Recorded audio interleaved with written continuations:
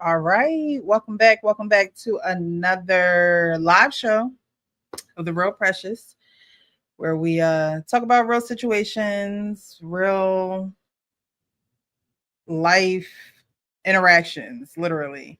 But we're back Wednesday night, almost canceled. But I'm here. We're here. We are here. And we're going to deliver a good show to you guys. So thank you for watching. If you are here, definitely hit the like button, subscribe, all that good stuff. Hit the bell, hit the notification bell, and hit all so you know when we're going live. Pretty much every Wednesday around 9:15, 9:30, 9:45-ish. We'll be here.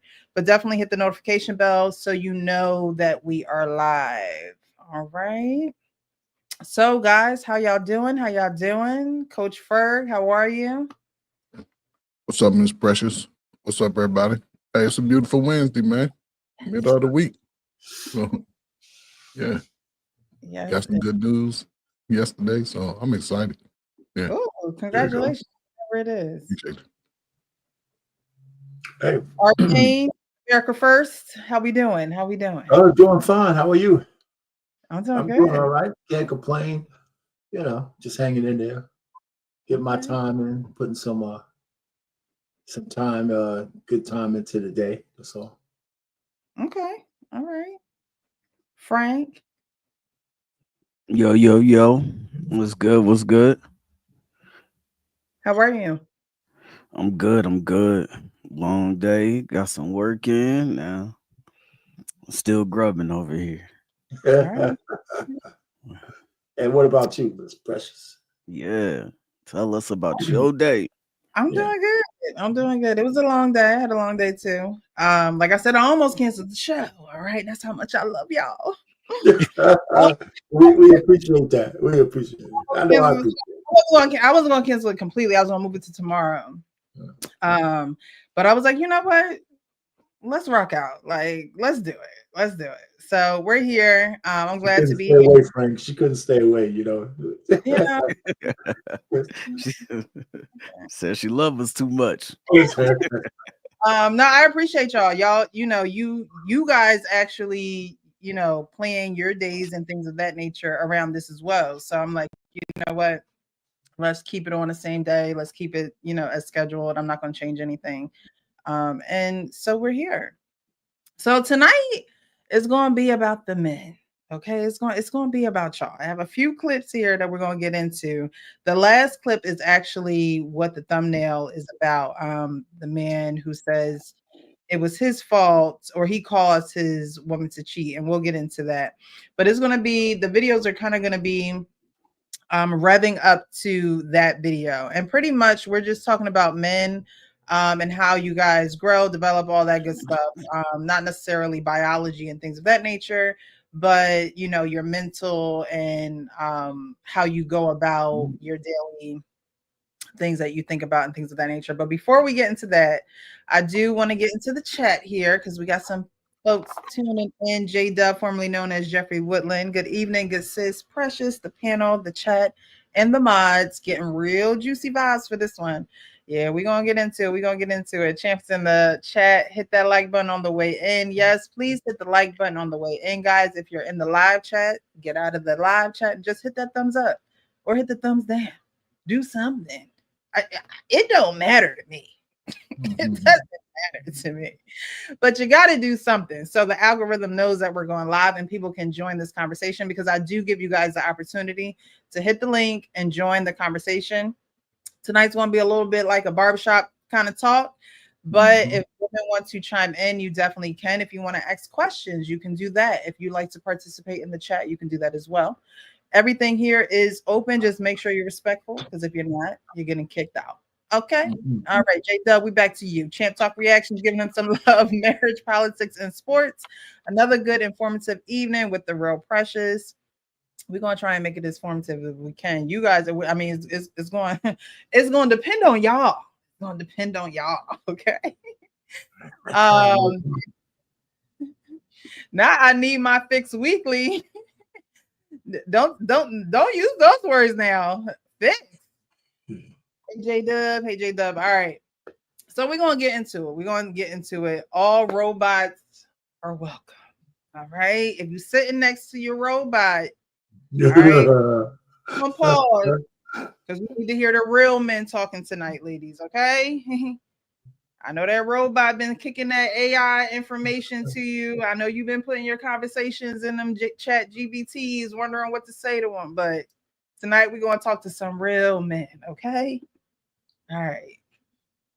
And we're going to get all types of perspectives. Not saying that everybody's perspective is Bible or it's absolutely correct, or it's their perspective, it's their life experience. And like I said, you're more than welcome to join the conversation, to add your life experience, because maybe somebody needs to learn from you. So the live will be open for you to do that. All right, so we're going to get into the first video. Now, I saw this video and I watched it, and I'm not sure what this man's name is. I don't watch a lot of his content, but I do see when things pop up with him, and he's trying to make a point here. And there's another guy who pretty much does not co-sign what he is saying. And so much so the interview pretty much kind of stops after that. In this clip anyway, I got to be honest and say I didn't watch the whole thing, so I don't know if it ended all the way, but in this clip that guy was like, yeah, no, I'm not feeling it. So I'm gonna get you guys perspective, because he had a reason on why he wasn't feeling it. You ain't a man, bro. You not a man no more, bro. Off the rip. I'm gonna rewind it all the way to the beginning. I'm not sure if that was the very beginning. What you say and what you do don't add up. You ain't a man, bro. You not a man no more, bro. Off the rip. Oh, rip, bro. The second you say, we gotta go back to that. This is old school shit. You got a woman in your life and you say, yo, babe, I got this. This is getting done. We talking about black men now. We talking about, I'm gonna pull this because this is important for fucking men, black men to understand. Stop saying shit you ain't gonna do. Yeah. You heard? Stop making excuses. You tell this woman the first time is the only time. I agree. Huh? Yo, babe, this is what I'm gonna do. That's it. 10 years from now, you still doing what you said. You only say what you're gonna do one time. Ain't no excuses. Ain't no justifications. Ain't no, hey, baby, keep your fucking word. Why are you saying you gonna do it then if you ain't gonna do it? Your babies ain't gonna eat tonight because you too much of a pussy? Huh? Your babies ain't gonna eat tonight because you too much of a coward? Your woman can't be protected. She can't trust that you gonna say what you mean and mean what you say. You fucking liar. You can't. Fuck is you talking about, bro? Why is we sitting here trying to act? This shit is easy. Be a fucking man. Right.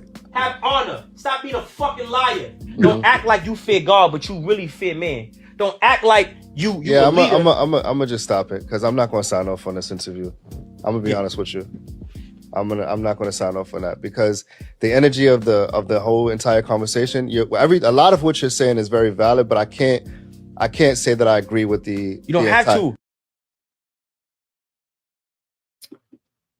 So, just watching that, what vibes did you guys get? You're men, so what vibes did you get, and why do you think the second guy stopped him from what he was saying?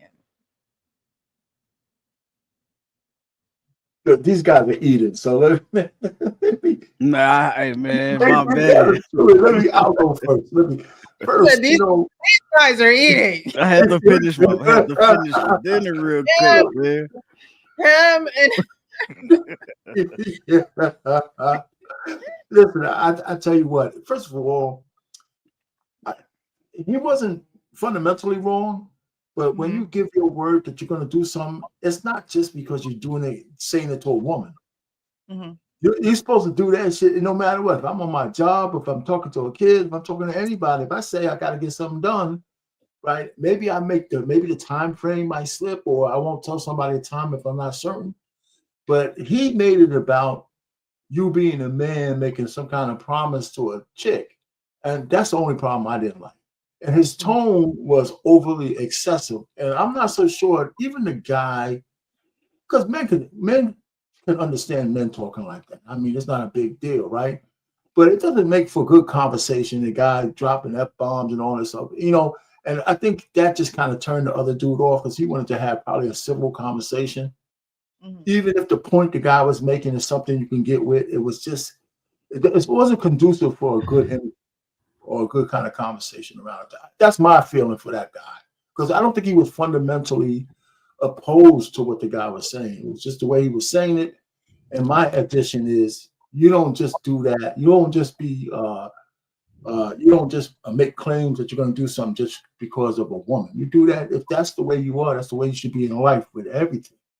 Right. If I'm a promise to do something, you should just do it. That's all. Okay. Yeah, I mean, you should definitely stand on, things that you say, 10 toes down. I know, what I mean, life happens, man. Sometimes you might, mean to do something, but let it slip by you. You know what I'm saying? But you should hold your word. I believe that. Buddy, I think they call him Smart Guy, man. I think he's good for content. He's good for the internet. He pushes a really good message. I think every interview I see him in, he's speaking with passion. So that lets me know that he at least believe what he's saying. And if he don't, he putting on a hell of a show. You know what I'm saying? Make very valid points. Maybe the guy like our Pain said was getting a little, frustrated because he was cussing so much, or you're a pussy, or this and that, you know what I mean? But you know what I'm saying? But I mean, shit, to be honest though, but men, we know how men speak. Yeah. You know what I'm saying? So I don't even understand, you could have reeled that back in. Hey bro, yeah, I got you. Let's okay. Even me, like, you just could have redirected the conversation to bring the tone down a little bit and just kept the conversation going. I mean, I don't know how big their platform is, but you got somebody like that who's making hella waves on the internet, all through YouTube. Everywhere he go, really could do something for your channel. So you could have took the opportunity to see if you can, reel that in a little bit. And if you couldn't, then okay. You know what I'm saying? I mean, I don't know how long that was, like if that was at the beginning of the podcast or what, but I ain't never seen a dude be like, man, damn, this dude talking hella passionate, man. Hey, man, we got to end this. So that kind of threw me off a little bit. Yeah, it threw me off too. I agree. Like, why couldn't they reel it back in? Like, why say I'm not feeling this? Like, and mind you, it's their platform, right? Like I always say, you get disrespectful, you leave it. But I'm not going to kick you off if you're speaking passionately. I'm going to kick you off if you're disrespecting somebody on the panel, or, I kicked somebody off for gossiping one time. Like, I don't keep that over here. Okay. I don't want the he said, she said, like, but the passion and him being a man, what was wrong with the other guy who was a man just saying, okay, I see this is a passionate topic for you. Let me give you my perspective and how I see it. And then just go about the conversation in his tone and his passionate way. You know what I mean? Right. I wanted to bring it here because I'm like, what would possess him to do that? There's a disconnect for me. Coach Frank, what you think? Oh, man, that's a lot within that video. I'll say this before I get my answer. Listen, if it ever comes to a point where I want to make money, I'm gonna stop talking to you guys. I'm gonna start talking to the ladies. Simple as that. And we've seen a little bit of this last night. Just because a guy says things passionately and put a lot of animation into it, because we can animate, it doesn't necessarily make it right or wrong in a sense. It's just his perspective. Now, I would need to know a little bit about him if he's in a relationship or married, because to me, that would apply to me and my wife more than anything. I've told some girls that I was dating or whatever, yeah, we're going to do it, but they ain't necessarily get around to it. But if there's something that I tell my wife that I'm going to do, and we've been together long enough, she'll understand that just because I said it on Wednesday, I'm going to have a few days in between before I do it, unless it's something intimate that has to be done. Right. I've been putting up a TV stand for 2 weeks. The lumber's in my garage. I ain't even, but she understands it's going to get done. TV's still been sitting in the box for 2 weeks. But, I guess but see, that's the grace that she allows me, and I allow her when she says she's going to do some things. We've been talking about doing something for the last 6 months. And I asked her today, she's like, so I'm not going to just, be like, oh, you said you was going to do it. No, I understand that it'll get done, but that's my wife. A girlfriend, depends on, I'm always required somebody to meet me halfway. Right. Really. I'll come and do your brakes. I'll tighten up the squeaky cabinet drawer. I'll oil your hinges. I'll do all that. But I need what you promised to give me, whether it's sex, whether it's some good time, whether it's a meal or whatever. But I just don't, again, I don't see why the guy got upset, because if it doesn't apply to me, I don't let stuff stick to me. Right. He can say whatever, how he wanted, but it ain't the way I live my life. So I'm going to do it. It comes down to having integrity. You say you go do something, and it's okay to come back and say, you know what? I know I said I was going to do it Friday, but I'm going to have to push it back a few days. You know what I'm saying? That's all it is. That's all it comes down to. A lot of times we borrow money, and you might not hear from that person six months from now. Ever. But he spent 3 hours begging for the money. And as soon as he got it, now you a problem to that person. So, it just to each his own. There's some things I just never put myself in. It's hard for me to listen to guys 20 years younger than me. I ain't gonna lie. But for somebody that age, yeah, it's good to have some integrity about yourself. Because outside of women, you tell a guy something and you don't do it, something may happen to you. May not, you know what I'm saying? You ain't gonna be able to walk away as easy, because guys be in their emotions about, you said you was gonna do it, you promised. But that's just me. So okay.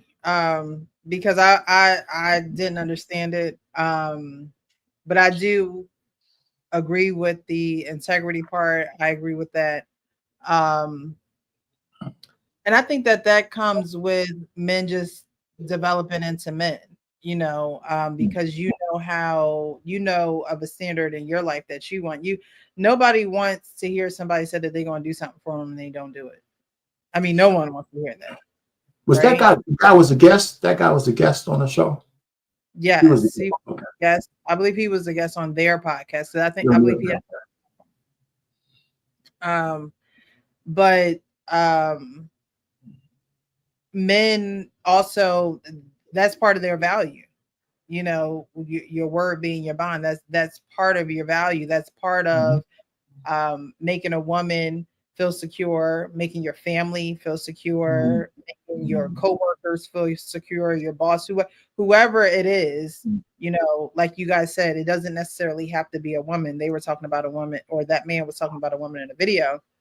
But whatever it is, if a man say he's going to do it, the person on the other end is going to look to you to do it. If not, I'm not sure if they look at you as a lesser man, but they don't look at you as someone that they can depend on, someone they can count But I just wanted to get you guys' opinion and perspective on that because, like I said, the guy just he was done. He was like, yeah, no. Yeah, yeah. Dang, but it is just wild to me though, man. I feel like he just tapped out. Yeah. Like, bro, you like at any moment you could have been like, all right, bro, like, all right, let's bring some light to this conversation. You know what I'm saying? The dude said he didn't care either, though. At the end, yeah, when he cut it off. Said, "I don't care." yeah. I mean, but it didn't seem like the He other host was bothered. Agree. I think he said he didn't have to. Right, the other host was just listening and taking in what he was saying. But he said that you know, I don't necessarily agree, you know, with your energy. And he was like, you don't have to. Right. And I feel like that's something that a man would say, like, you don't have to. Right. Because we all different. You know what I'm saying? We all gonna possess different things. We all gonna bring a different type of energy. I may be a little bit more, you know what I'm saying? I might hit you with some, you know, a little bit more jokes. Coach Ferg might be laid back a little bit more. You know what I'm saying? You know, he go hit you. He go hit you with some off guard shit. You know what I'm saying? You ain't gonna know what he gonna say. He gonna start talking about P Hub and robot sex and all of this. So, and all the toys that they got on P Hub. I'm like, threw me all off guard. But you know what I'm saying? It's the fact of, you know what I'm saying, we should be able to be in a community where people talk, and we're gonna have difference of opinion. We are different. We come from different backgrounds. You know what I'm saying? We were raised different, everything like that, man. So we had different journeys in life. So if you 25, your journey might not, your journey might not be there yet. But if I'm 42, 43, my journey looks way different than yours. You know what I'm saying? So we gonna speak a little bit different. We gonna, the energy might come off, but the message is still the message. Yeah. It almost seemed like it was a little personal. Yeah. A little bit. Yeah, it felt like when he said, you don't do, you a pussy. It felt like he was talking to old boy almost. Or maybe he took it personally because he used that word. Like, we talk about men here. So, maybe the words rubbed him the wrong way. And he before we take it there, let's just right. Like it, you know how they say them fighting words? Maybe the way he was delivering the message seemed like fighting words. But usually that's not a man thing. We don't care. Usually men don't give a shit how you use a message. Maybe he was hitting a guy where the guy might have been delinquent on some promises he made. He just hit him and he felt some kind of way. He said, "Well, you talking like about a payment?" Yeah, or something. He said, "It sounded like you talking about me." Yeah, and to Arpane's point, one thing my father always told me: don't worry about the messenger. Sometimes just listen to the message. Right. And the way he was saying, because just like your show, and I've seen it 99.9% of the time, when somebody do a show, they do a thumbnail. They tell you what the topic is going to be. Mm-hmm. This is what we're talking about in some capacity. And I'm sure they had a little rundown. This is what we're going to talk about. But his answer probably surprised the other dude, because a lot of dudes, they say they all this. But when it comes to them and women, some dudes just want to do what they want to do, because at 17, 18, they wasn't getting to do. Now at 34, 35, I can do the do, and this is how I'm going to do it. I don't care about the other person's feelings. And I see that a lot in this space. Guys they crash out when it comes to women. Women are going to be wrong 99% of the time. And if I say I'm going to do something, eventually you have to do it. Yeah, it's true. I mean, or move on. That's where you at. Especially in a relationship, you keep. It's just like Arpane keep telling me, "Hey, Dre Ferg, I'm gonna give you a call. I'm gonna give you a call. Next time I see Brian Payne after the 5th time, I'm like, man, he just talking shit. Ain't called nobody, right? Man. You know what I'm saying? Why? But see, again, at some point you have to pay up. Whether it's my word or if I promise to provide a service, I have to pay up. And we know, man, we'll be like, oh man, I ain't fucking with Arpane, man. shit, he just talking shit. And that's how men to do. The man will just cut you off like let them know that he's just using hypotheticals here, of course. Right. Yeah, just hypothetical, man. I love our fan, man. I love our fan, man. He's like an older brother that I never wanted. No, Hey, hey, no, Precious. I love our fan, man. Yeah, man. I support him everything, man. So for real. So do you think he felt like maybe he was talking to his co-host like that? Cause he was answering questions directly from him. Like, nah, you a pussy if you don't. Like, my bad, I keep saying it, but that's what stood out to me the most. And I think that's maybe like why he felt like, damn, the energy. Like, he didn't feel like he was just answering a question. He felt like maybe he was telling it directly to the dude who was asking him. Like, nah, man, you know, this, and this. But that's the problem with a lot of these, 40 somethings and unders. They take everything, they attach everything to them. We talk like that sometimes. Oh man, it's fucked up, man. You fucking not saying that he was messed up. He just owned that message for itself. Right. And he got offended by it, and that's the problem. Leave your damn feelings at the door. The hell with that. Facts. Yeah. So, you're right, Coach Frey. He got offended. He got offended by that. And we talked about it last show, offense. We talked about it on the woman's side, I believe, last show. But men can catch offense too. And when you're offended, and the things that come out of when you're offended truly shows where you need to work, like where you need to put work in. Because if you could catch something that somebody is saying and you probably don't even know this person from a can of paint and they don't know you, and you could be offended by it. Now, there's nothing wrong with catching feelings and saying like, dang, he's talking about me. Like, sheesh, like he all up in my business. He's like peeking through my window. There's nothing wrong with that, because at times I believe God will send you people who will show you, and they don't even know you. They don't even know you, right? He sends people. And so when those moments happen, that's when you have to self-reflect. Like, oh wow, is he talking about me? Because there has been a few things that I said I was going to do that I haven't done. I need to get better in that area. And this is my sign. This is my, magnificent wonder that conjured up. I don't know where this man came from. We wanted him to come on the platform, speak about X, Y, and Z, but ain't nobody asking him to get in my business. Right? And so in those moments where you're offended, you have to say, oh, there has to be more room for me to grow here, because I'm easily offended by this. I can't even have a conversation about this. I can't even hold, my water about it. It's like, oh yeah, no, I don't. And in those moments when you're able to talk through those things and get that offense off your back, then you could really see the direction that you need to go in, because he's still going to probably not do what he said he gonna do, because he don't want to have a conversation about it. Mm-hmm.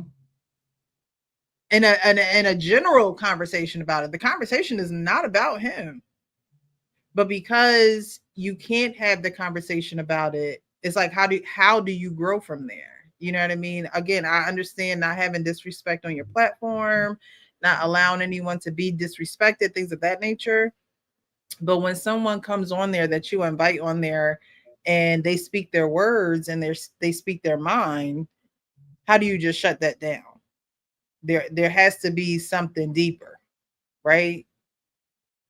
Usually women do that. And I'm not saying this is only a woman trait, because obviously men can do it too. But usually that's an area where women are like, yeah, no, I'm not talking about that. We're not going there. So that's something that, you got to look at and be like, why am I so offended? Why can't I have this conversation? What about me am I not, tapping into to be able to sit across from a man and have this conversation with him? So I just wanted to get you guys' perspective on that, because it just seemed a little off. and I think we discovered why it was off. All right, so I'm gonna play this video. Again, these videos is a no, it's not a closed forum. You can join the live. Michael Green looks like he's linked in through somebody else's page, so you guys would have to drop the link for him on your page, actual page, because I realized that when people are linked in, and I put it because it's pinned to the top of my chat, but they're not watching from my page or my channel. Excuse me. So when they're not watching from your channel, the person's channel that they are watching on, they have to actually post the link. I put the link in the back chat, guys, because I'm not sure what page he's watching from. Yeah. All right. So we're gonna go on to the next video, and we're just gonna get right into it, and then you guys give me your perspective. There is a group that, well, I'll go into it after the video. A woman looking to have a man in your life, how do you know what you're looking for? Males look just like men. Yeah. If they're wearing the uniform of a man, how do you know you're actually dealing with one? Yeah. So the book was to get them to understand, oh, males look to be served while men look to be of service. Ah, okay. Far too many of our women get wrapped up in males because they're making the most noise, because they have the shinier stuff. Yep. So too many of our sisters are actually looking for sponsors and not spouses. All right. So he said a lot in a little clip. But he talked about man versus male. And he says, you know, they could have the outfit on, the costume on, but how would you describe a man versus a male? Especially Arpan, you have 2 daughters, right? Mm-hmm. And we talk about it all the time. You know, they out here, you want them to be married, right? How do you describe to them men versus males? I would never talk to my daughters that way. I would say a guy, you know, if a man is grown, he's a man. He might just be an idiot. But I don't get into these distinctions like a man and a male. I think that's feminist woman talk shit. That guy's placating himself to pandering to women. A man, even if he's an idiot and he's still stupid, a knucklehead, if he's grown, he's a man. He's just not a good one. You know, so I'm not even going to try to make those distinctions. I think it's idiotic. If I was sitting down with that guy, I said, this philosophy that you're talking about is just bullshit. You know, I would tell my daughters that this guy you're talking to is an asshole. I wouldn't start to talk about what's the distinction between a male and a male. And the guy's an asshole. That's it. You know, and you know, so that's how I would answer that. So if I had to talk to this dude, because I seen him, actually I saw him last night. I saw it, you know, a clip of him on a different clip. We had women around the table, and they all excited because he's talking about male and male. You know, it's just bullshit. The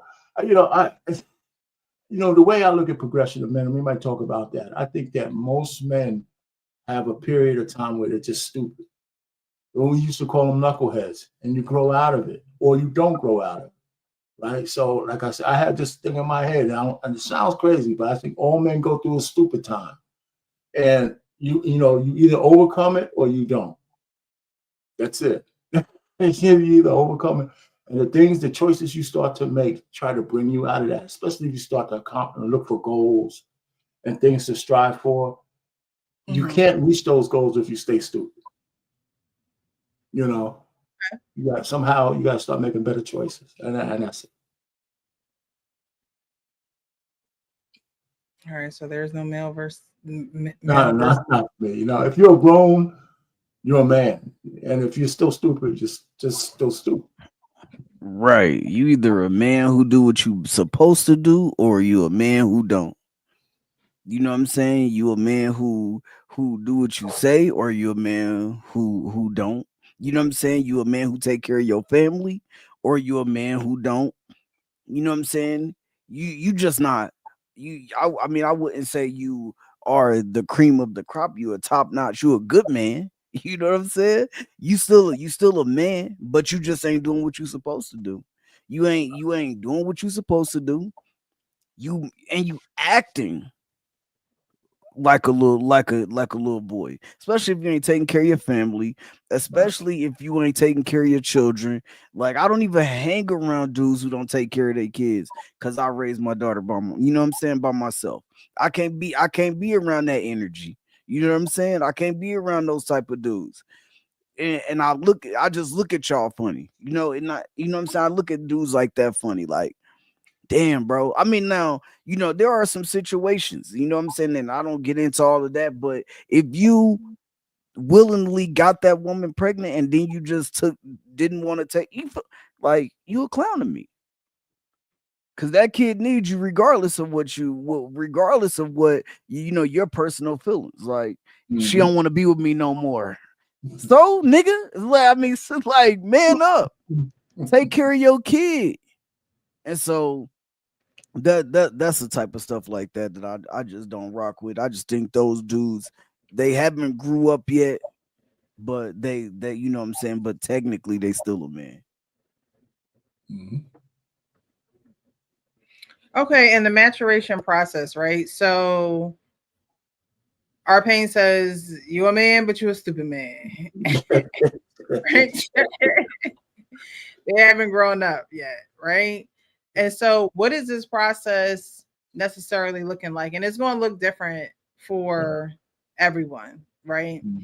But for the most part, what is this looking like? Because there, like you said, Arpain, there are some men that's in their 40s and 50s. That's right. So what exactly is that looking like? What exactly has to click for these men to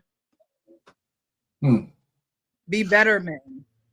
It's funny because all three of us here, if we had to tell the story, we'd be here all night. But for each one of us, I bet you it'd be different.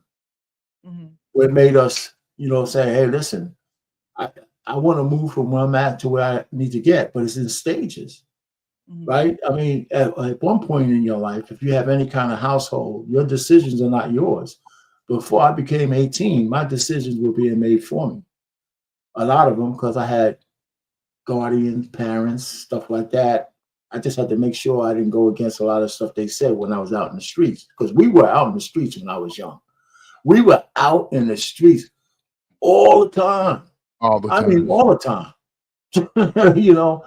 And so, I didn't make any dumb decisions. I didn't write on walls. I didn't take drugs. I wasn't in the gangs. I just played basketball around the neighborhoods. That's it.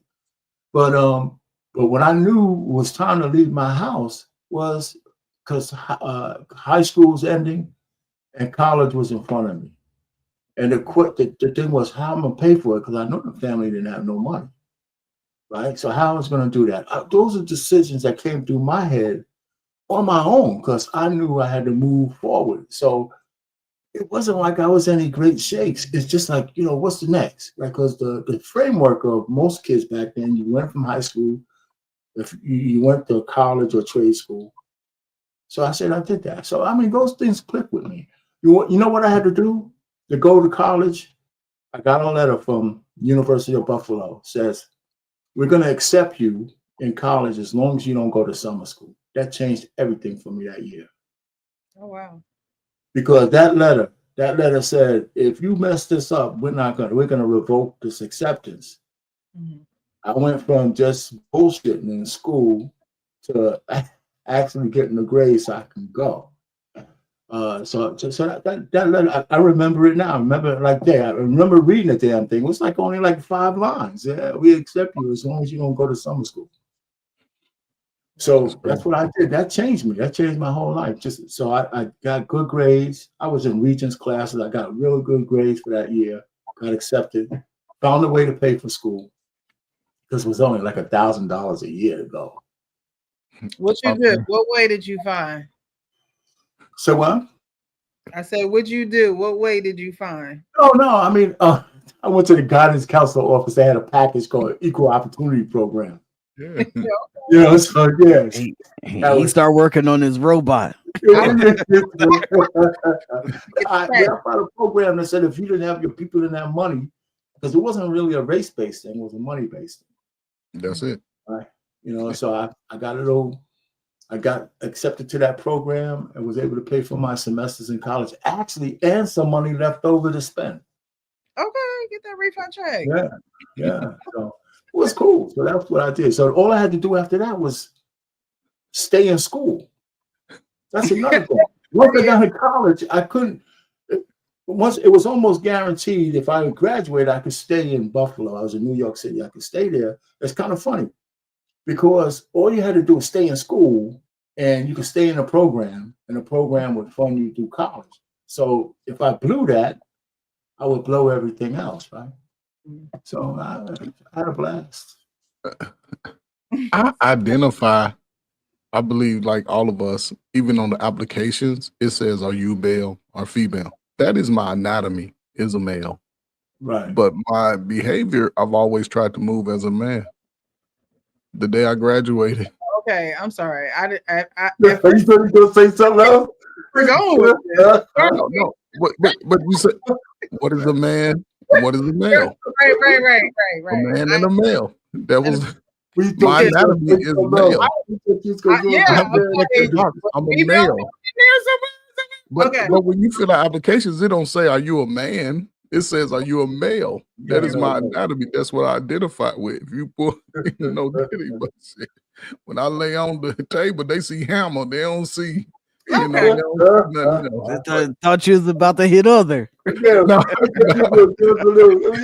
We didn't know what you was gonna say next, man. You know, but just by, you know, saying my upbringing with my parents, I had to move as a man. I was held to responsibilities as a teenager through my father. He made me do certain things outside the house that my sisters didn't have to do. You know, and my mother, she went from celebrating me on Friday to Monday, like, boy, what the hell you gonna do? Get your ass up. You gotta go get a job. Mom, I'm going to college. When you leaving? Next week? And from that point on, I took it upon myself to never have to go back home with my hand out. I've always wanted to be on my own, live on my own, and just work according to what the standards were of everybody else that was before me. And I didn't dismiss any opportunity that was afforded to me. I wasn't, you know what I'm saying? I didn't think about what other people would think about if I did this. I did it. And when I look back at my track record, I'm so thankful and grateful that I did. I got to meet a lot of great people, and I always respected them. You know, as a man, I'm not gonna shame me. You know, I don't have to curse a woman out to get her to listen to me. Right. That's right. And I don't know, you know, it's a different time, guys. They a little bit in their feelings, but me, as far as being a man, I'm still trying to be the best man I can be. I have 2 dogs and a cat and a wife. Hell, I was out shoveling snow today trying to be a man. I'm talking to myself. I could do this. Look, it was a little kid across the street. He had an old extra handle. I'm like, man, he ain't nothing. I'm over throwing snow, trying to throw it 20 feet, talking to myself. But even, you know what I'm saying? I take pride in the things that I've learned how to do as a man. My wife, she probably leaves the house 4 days a month. Other than that, I'm out doing all the running around. I'm grocery shopping. I'm doing it all. No. But I don't have to worry about what she's going to do in the house. I'm telling her she's cooking too much. She's pulling out food. You know, no, I can still eat this a couple of more days. You know, but it's just me as a man. It's, to me, like I've said, it comes in stages. I used to teach young men every 4 years. Every 4 years, you need to be trying to elevate something about yourself, whether it's your physical self, your mental capacity, even financially, you know, which people try to run to first, but hell, most young people today, they get some money, they gonna blow that shit. Right. They ain't gonna be thinking about 10, 15 years down the road. They gonna buy the latest knockoff stuff in America just so they can appeal to everybody else. I never wanted to be appealing to everybody else. I like to stand out. I like to be light skinned. I like, you know what I'm saying? I just wanted to be that type of man that when I walk in the room, you have to grab your girl tight. And I might not even say nothing but hello to everybody.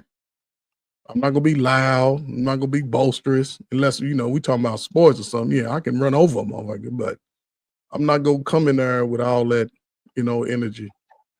But they don't, yeah, I ain't had a problem with women. I've always had a woman fall in line with what I was doing. So, but I don't measure myself as a man against women. I measure myself as a man against other races of men.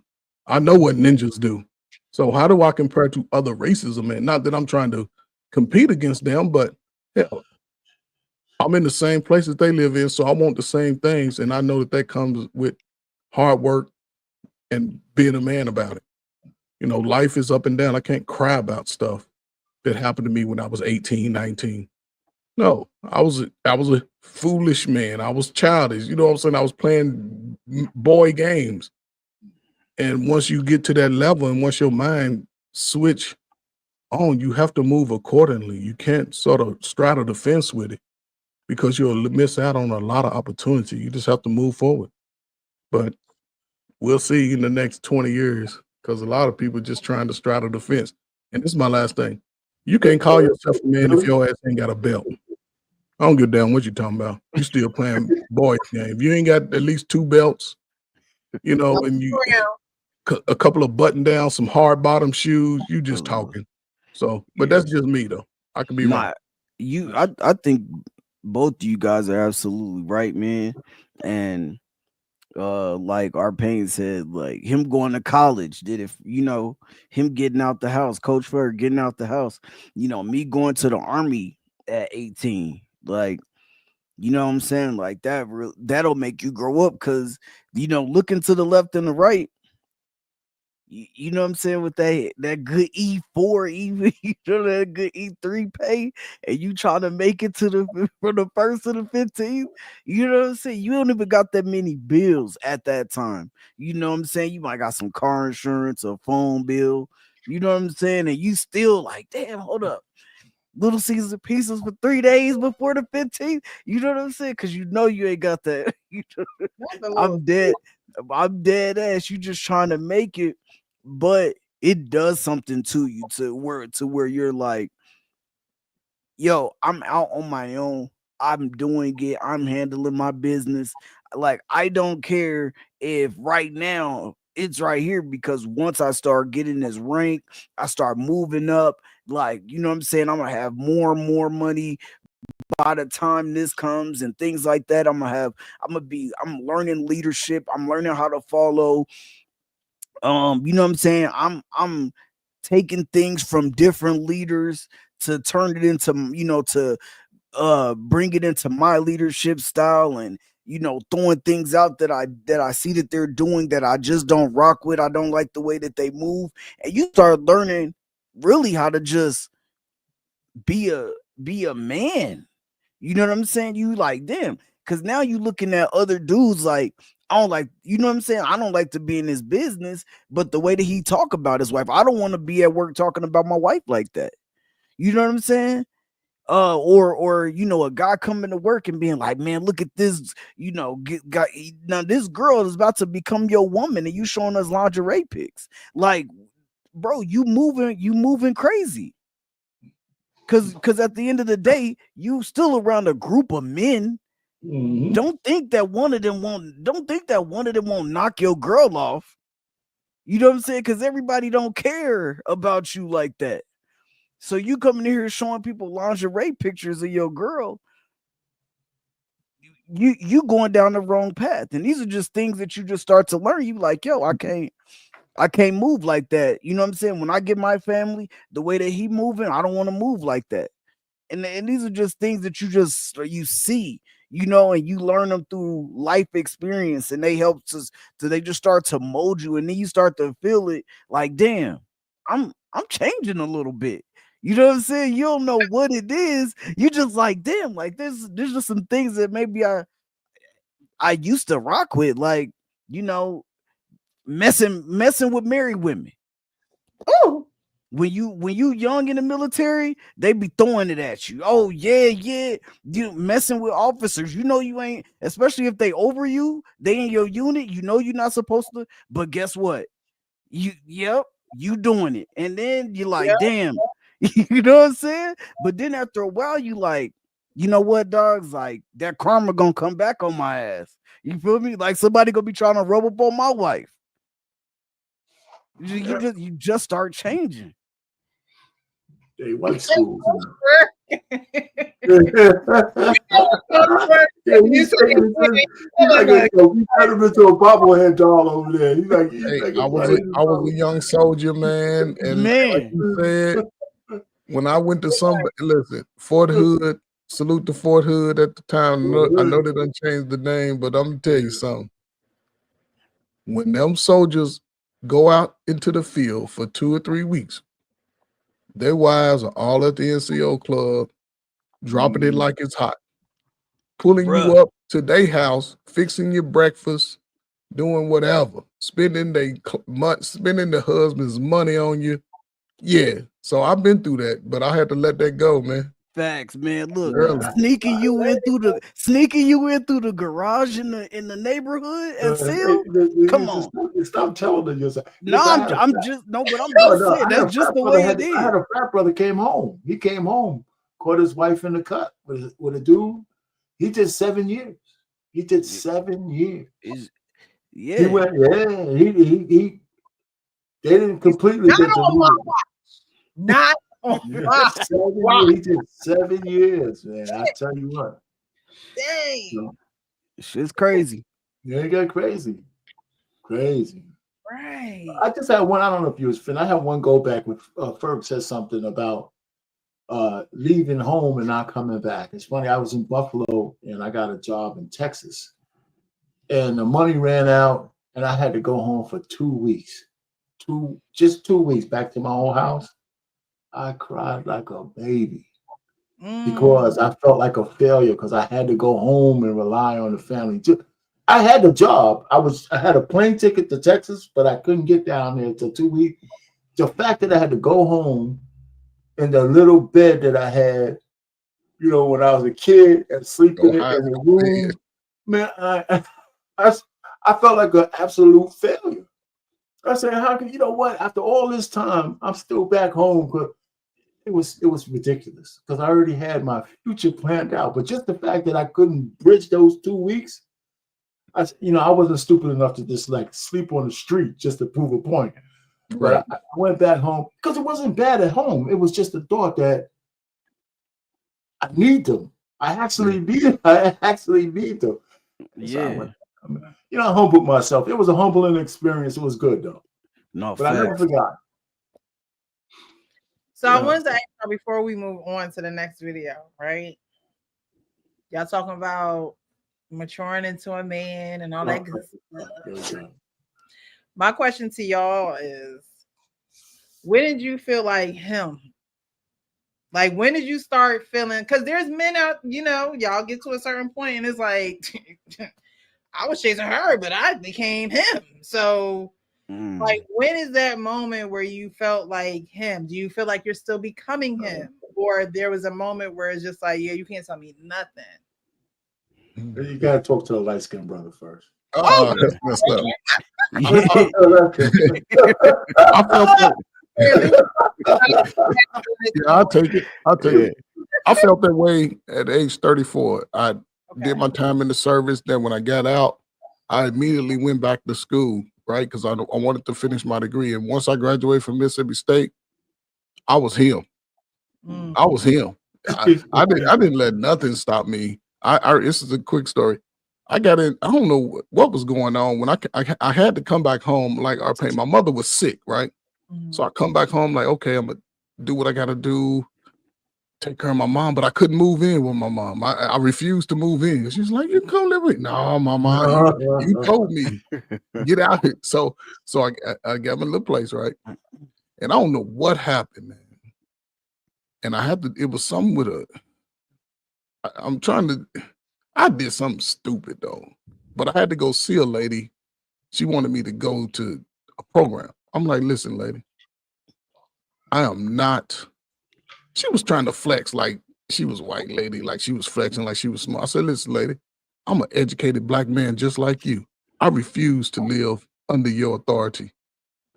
I went to school like you. I graduated. Matter of fact, you didn't join the military like I did. So you ain't gonna tell me what to do. And after that, it's like a weight lifted off my shoulder. And ever since then, I refuse to let anybody or anything stop me from doing the things I need to do and want to do. I just got my certificate from DeVry Honor Roll last year in web design. Nice. And you know, it was hard because it's new technology, but I put in the work and I wasn't, you know, I've had the mindset since then. There's nothing going to stop me from doing what I need to do and what I want to do. Okay. And I move on my own time. Me and my wife both like it. We move on our own time. So I'm just blessed to be able to be in that position after putting in the work. That's why I tell guys, you got to be willing to put in the work. You can't complain about it and make up all these excuses why you don't get the results that you want without putting in the work. The game ain't gonna change. The game is still the same. People just think it's different because it's a different time. No, because like our thing said, when we was outside, we wasn't just outside reckless. We was thinking about the next step in life, what we're gonna do, sit around with each other and talk each other, you know, pass some shit, give each other solutions. Not just like, yeah, man, this fucked up out here. Yeah, we know that. That's why we're trying to be better and get out of that condition. We can see it. But today people just make excuses. So yeah, I've been that man ever since I was 34 at the time. And I'm not looking back. Okay. I feel that. I think it was, you know, pretty much around the same age for me. Like my whole life, everybody knew me as one thing. They knew me as an athlete. Like from the age of 6 to 33, like 33, 34, I think I stopped boxing. And I mean, of course, like in those moments, of course, like throughout that journey, like I felt like I was the man in high school, like, you know, being the captain of the football team and doing all this. Like I felt like I was the man when I started boxing for the Army. I was one of the youngest boxers as far as experience, and just one of the youngest boxers on the team. I was the youngest boxer on the team, period. And I think I only had 15 fights. Mostly everybody else had about like close to 100 or, you know, 200, things like that. My coach just saw something in me and was like, yo, no, we keeping you. But so like that course, like it made me feel like the man. But when I got out of the military and I stopped boxing and I went back to school, got my degree, and just started making my way, bought my house, like I just was like, damn, like, you know what I mean? Like I'm really out here like doing it. And now people know me as, they still know me and remember me for being an athlete, but like now you get to see me in a whole different realm, in a whole different light. You know what I'm saying? I'm trying to impact the youth and all of that, you know, more hands-on in the school districts and stuff like that. So I just was like, guys, I'm really that guy. You know what I mean? So yeah, that's me. Yeah. All right. Our pain. When did you? You know, I mean, it's funny. I don't think I ever thought of myself as the guy. I mean, when I was growing up, I was the guy. I hung out with the fellas who played basketball, but I had bad eyesight. I had to wear glasses, right? But they didn't have contact lenses. I was walking around with the old two of them. Hey, I told you before. I used to have the nickname Cyclops and all that other kind of shit. But you know, you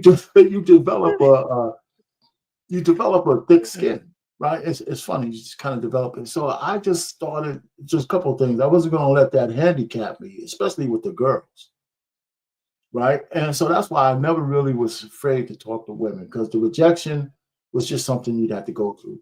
And so I was successful there. But when I went to college, my house was full of women. I went to college so I could get around men, right? Some men, you know, and that's why I joined one of the things why I joined the frat and that kind of stuff. Pause. Oh, but okay. yeah. Oh, yeah, get around. I didn't think about that shit. You know, get around men because, you know, how they behave and all that kind of stuff. But I really never really thought of myself as it. When I did, you know, join the frat, I became the bossless, which is like the president of the chapter. And we had a party, right? So I had my colors on. And this chick, man, she was pretty as hell. She walked up to me and said, "Oh, yeah, you're." And she just started, she put her hand on my shoulder and said, like, "No, I wanted to meet you." And I looked at her, I said, "Oh my God, is this what that be?" Is this what that be? By then I got some, when I turned 20, I got some, they had the old contact lenses. We're talking about like 82, 77, 70. They had hard contact lenses, right? So I finally got rid of the glasses. I had some contact lenses. These are like reading glasses because I'm close to the computer. So without the glasses, man, I was crazy. I went crazy. I went crazy. He's knocking them down. I lost one. I lost one. I lost one. And my frat brother, one of my closest frat brother, man, he said, I had to go back to the glasses, right? Until I got another one. He says, you know, he said, they call me Pain. He said, Pain, you know what? I'm so happy you lost that lens. You were unbearable. He said, he said, I'm so happy you lost one of that lens. So I had to go humble myself again. You know, I had to go back to being humble. He said, and the way he said it was so sincere. You lost that lens. Hey, I'm so happy. I mean, I'll never forget the way he said it. In the shoe and it was 12 hours. You were so unbearable. You was up in everybody's face like this and all that. Hey. So I think my change is based on understanding being the humility of it. Those are the kind of things that you kept me grounded. You never could get so high because there's always something that can humble you. Facts. Right? And I think that's more of the way I live my life. So, you know, so I never get too high and I try to never get too low. Yeah. And the caveat to that is that I think everybody can attest to the same thing. Although I'm saying I felt like I was the man and believed I was the man at that time, one thing I never had to do was boast it. Facts. I never had to do that. You know, when I was I wasn't going to boast it that I was that man, you know, because I always wanted to keep a level head regardless and not seem to be cocky. It all depends. You know, we on the basketball court. Yeah, I'm a talk. Yeah. Like, man, you can take these jumpers all day, you know, but as far as like around women and trash on the court, you trash. Well, I'm a basketball since the 7th grade with both hands, so you know you might catch a shoulder, elbow, you get too close. But Precious, you can guard me. Believe me, I ain't gonna be too quick to shoot. I'm gonna rip the clock out with you checking me. And I expect for you to body check me too. So. Yeah, all that. All that. Nah, that's 100 though. When I went to school, one of my teachers, she always used to be like, Frank, you need to boast. You need to big yourself up sometimes. I'm like, cause she would always be like, man, y'all know Frank, he be like, no, I don't miss G. I don't want to do that. Like sometimes as men, I feel like you do need to pop your shit sometimes. I do every time I got in the ring, in the gym. Yeah, but I think and there are ways that you can do it where you're not necessarily saying those words, right? But it is a confidence boost for even yourself. Like I believe everybody should look in the mirror and you know, you look good today. You look like you have to be your biggest cheerleader, right? Yeah. And then that will attract other people to be a cheerleader for you as well, because people can tell if you're confident or not. That's a fact. People can tell if you're confident. People can tell when you don't have any confidence. People can tell when you're jealous. Okay.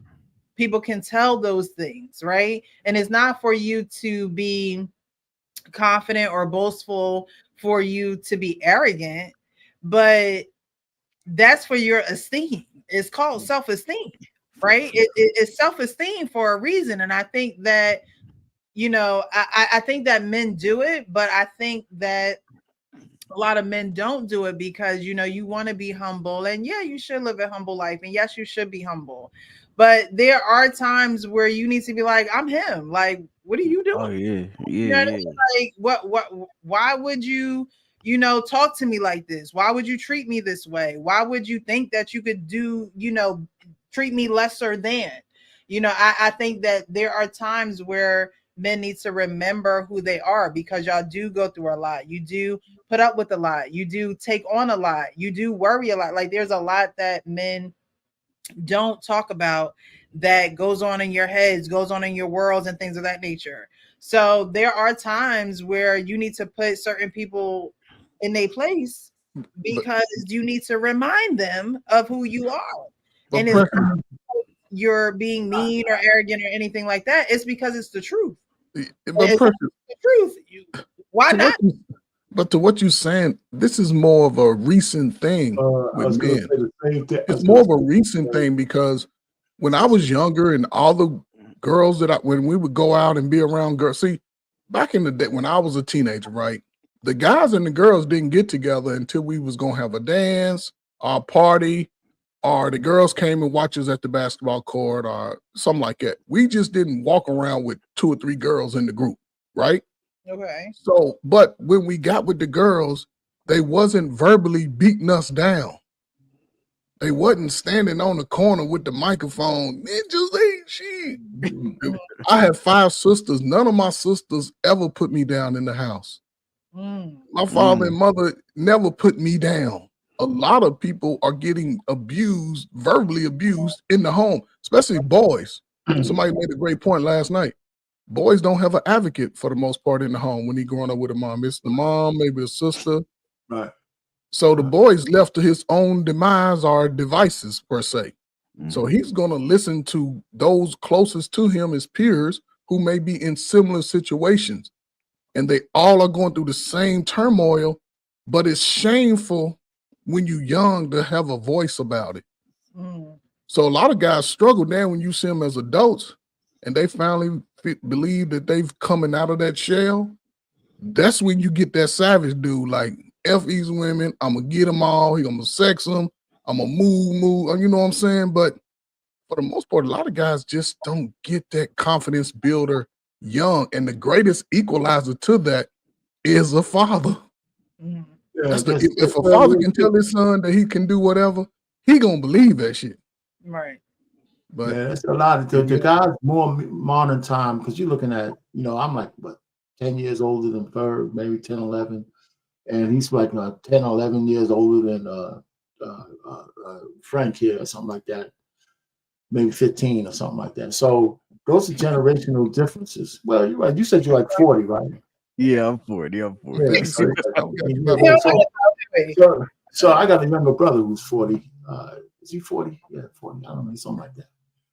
Maybe not that long. He's 50, 49, something like that.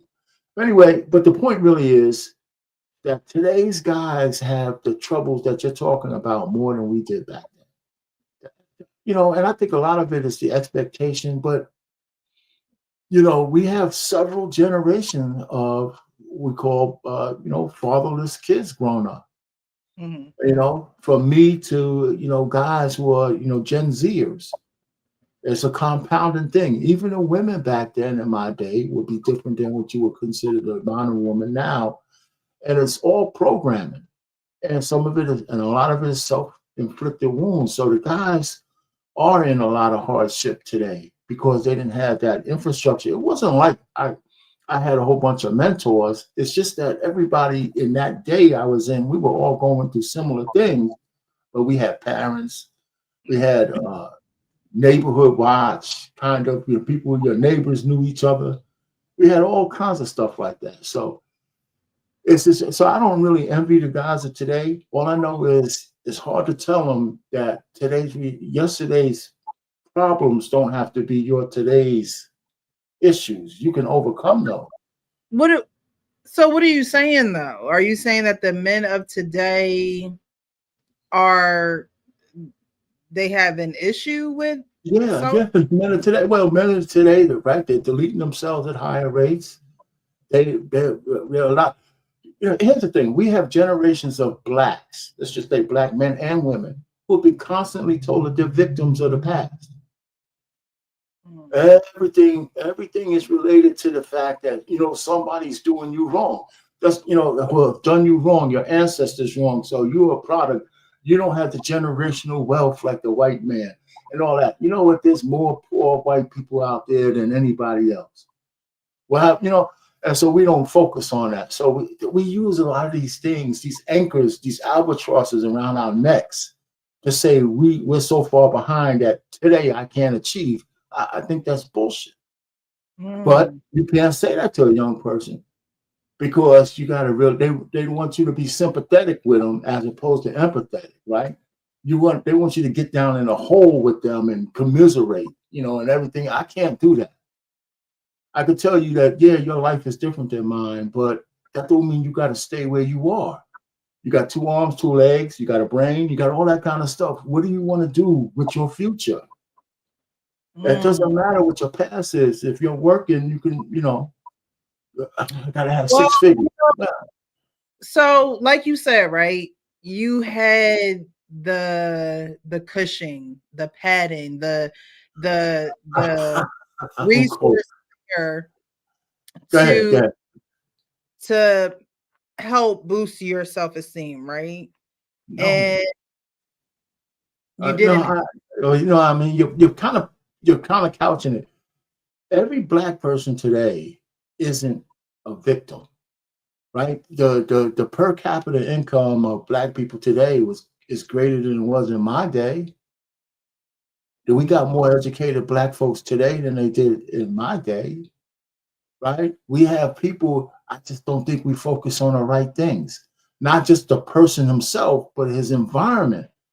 Right? The environment tells you too many black people focus on the fact that their skin is black, as opposed to the fact that this American society belongs to us as much as anybody else. In fact, probably more, because we invested more into it if you're FBA or ADOS than anybody else. So, but we don't consider ourselves American enough. Right, so all the things that this place has to offer, we try to reject if it doesn't have black or female or some horse shit identified with it. Right, that's what I'm saying. So when I see people talk, I pick up on that. I'm gonna end it here. I have a circle of friends, right? All the brothers that I know in my circle all make more than 6 figures, all of them, every single one of them, some real high. And when they start talking this victimization shit, I look at them, I correct them every time. I say, what are you talking about? You make more than 85% of the people in the United States, white, black, green. What the fuck are you talking about? What are you talking about? Well, the man did this. I can't even get frustrated enough. Because that's a wrong way to think. Because if he's thinking that way, he's teaching his kids that bullshit. And the people around him, get out of here. How did you get to where you're at? How did you get to where you're at? If you're such a victim, how did you get there?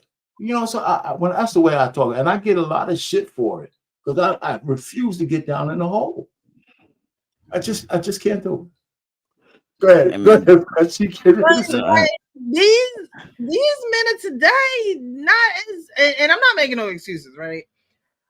But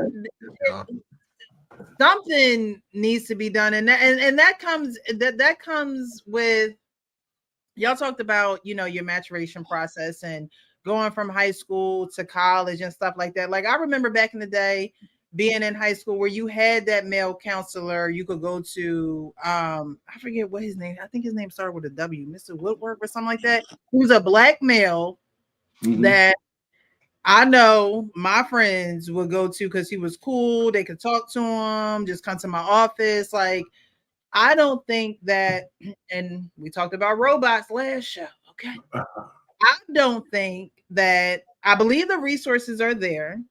However, I don't think that the young kids of today are getting the resources the way that they need to, or they're not attracted to what the resources that are there because of all the technology and because of all the AI and things of that nature. So, you know, you guys are the older generation. You know, we have different, literally different generations on the panel, and it's like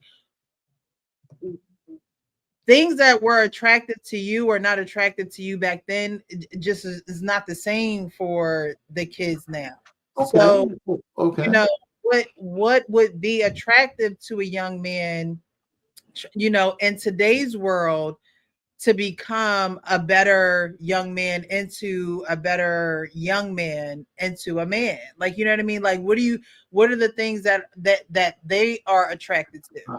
okay. And When you went there, know more about this. I know you work with children. Like, what exactly are they attracted to now? Because honestly, back in the day, pain used to be attractive, and I hate to say it, and I know that's kind of what you're saying, our pain, like the victim, right? But some people use that pain and they turned it into triumph, right? Like that pain, it wasn't necessarily attractive, but it worked. Like it kicked them into fifth gear. Pain today with these kids, they not as tough as we was coming up. So that pain is going to kick them into overdrive. It's going to make them more depressed. It's going to make them, you know, have that victim mentality. So I think I answered that, right? Because most people back then wouldn't let you wallow in it. They say you still gotta. Today we let the kids wallow in the, you know, they wallow in the shit because we had generations of people telling them that they're victims. Generation after generation. And they don't have enough people like me to tell you ain't no victim. You got 2 arms, 2 legs. You're actually a high school educated. You have a computer. You got one of these damn things, the most powerful piece of equipment in the history of mankind in your hand. And you're gonna tell me that you actually know how to pay the bill for it, right? And nothing else. And but you're a victim. I mean, listen. I'm just saying we have too many people telling our kids the wrong thing.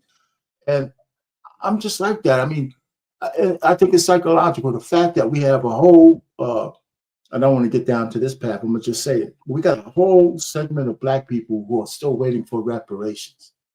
And I think that arrests development because they think some big magical Negro check is coming. It ain't coming. Big magical Negro. It's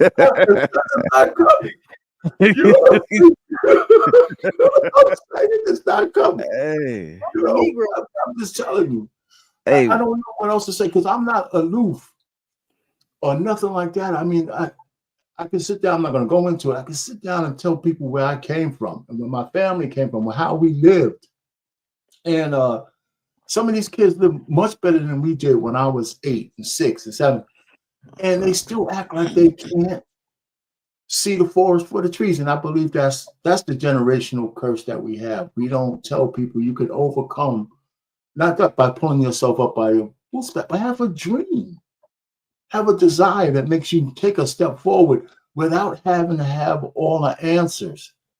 Right? Exactly. That's when I was working as a manager. I told people, listen, the best thing we could do is we have an outline as a leader. So we have an outline. This is where we need to be. I don't know all the steps to get there, but I do know we can't stay where we are. We got to move towards that. And sometimes when you start moving towards your goal, the answers start to appear because you're looking for them. You know, so I'll just. What I would say is something that Precious said, the mentors. Like when I was in school, I mean, because I was mainly raised by my grandparents. So my pawpaw was very stoic. He didn't talk. My grandma did all the talking. You know what I'm saying? I'm the he paid the bills. I'm the shack bully in this month. That's what my grandma always used to say. But my coaches, from the time I was 6 to the time I was 18, my coaches held me down so much. Then the black educators, the black male educators in our school district, Coach Shelton, who make your ass get to class. Oh no, hey, you out here late? Come on, we on our way to class right now. You know what I'm saying? He would be in the hallway blowing his damn whistle. The JV coach, he blowing his whistle the whole time. Get to class here, but. And then when I joined the army, like my army coaches became like those big brothers, like family and mentors and things like that. So it was just like, dang, you know what I'm saying? Like I'm around real men, learning from real men, seeing what the impact that these guys have. My ROTC instructor, Welvin Monroe, I'm talking about, he always was on our ass. He never let up. You know what I'm saying? He was an old E7, retired E7. He never let up, man. You know what I'm saying? He always made it. And he was one of the ones who would tell your ass the truth no matter what. And that's what, and it wasn't no participation trophies. Like if he gave me a compliment on the football field, I know I earned that shit.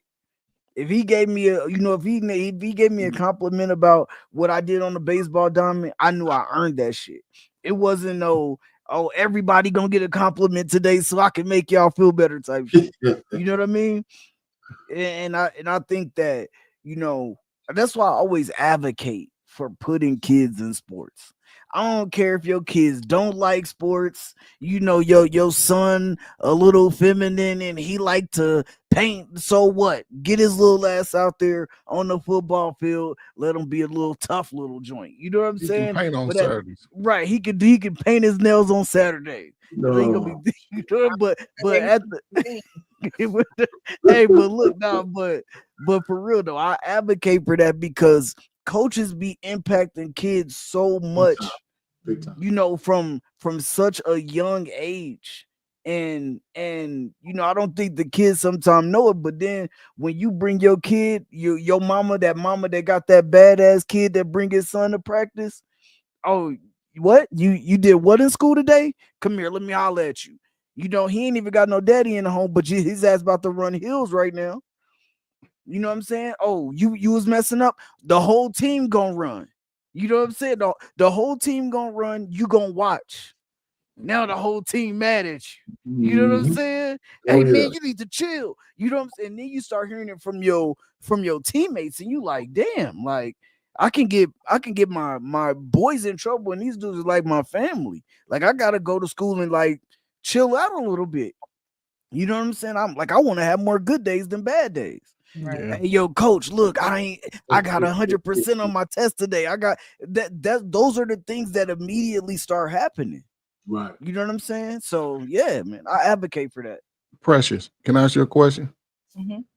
Have you ever heard this statement before? He's growing up without a daddy. Mm-hmm. The first sign of setting them up to have a victim mindset. Despite that. Yeah. And because most of the guys I grew up with didn't have a father. Their mama didn't make no excuses for their ass. They if they was and this is prior to busing, when they started taking us out of the black community schools and sending us all around, that changed a lot too. Because now, when we was in the hood, we was the most talented. We could outjump the white people, outrun them. They couldn't compete at all. We was winning all the championships, right? They like, So now when they bust you, you driving past all the nice houses. Ooh, that's what I want right there, right? So at that point, a lot of us understood, like, because for the most part, we knew we were in the projects, but that was a temporary condition to us. So the first thing a lot of us did, like, I'm getting the hell up out of here. The first opportunity we got, right? And it wasn't glorified to be in the hood. We enjoyed it, we respected it, But it wasn't like, yeah, I'm in the hood, snitch. No, you did some shit around Miss Clara. She'd have told on you and identified everything you had on down to your socks. Today, it's a badge of honor to not snitch on the person who deleted your cousin. Makes no sense. But as far as the man, the first we self-inflict ourselves by making, once you put those statements into a young person's mind, like, oh, everybody ain't made for college, everybody don't want to go to the military, da da da. You telling me I don't have to try for anything. And that's the worst message the boy can get. Because we see because all of us come to about, you see guys start to crash out about 25, 26. You see what their life gonna be like for the most part, unless they have a traumatic experience and they completely do a 180. But most guys after 25, that's who they are. And it take a act of God to get them to move differently.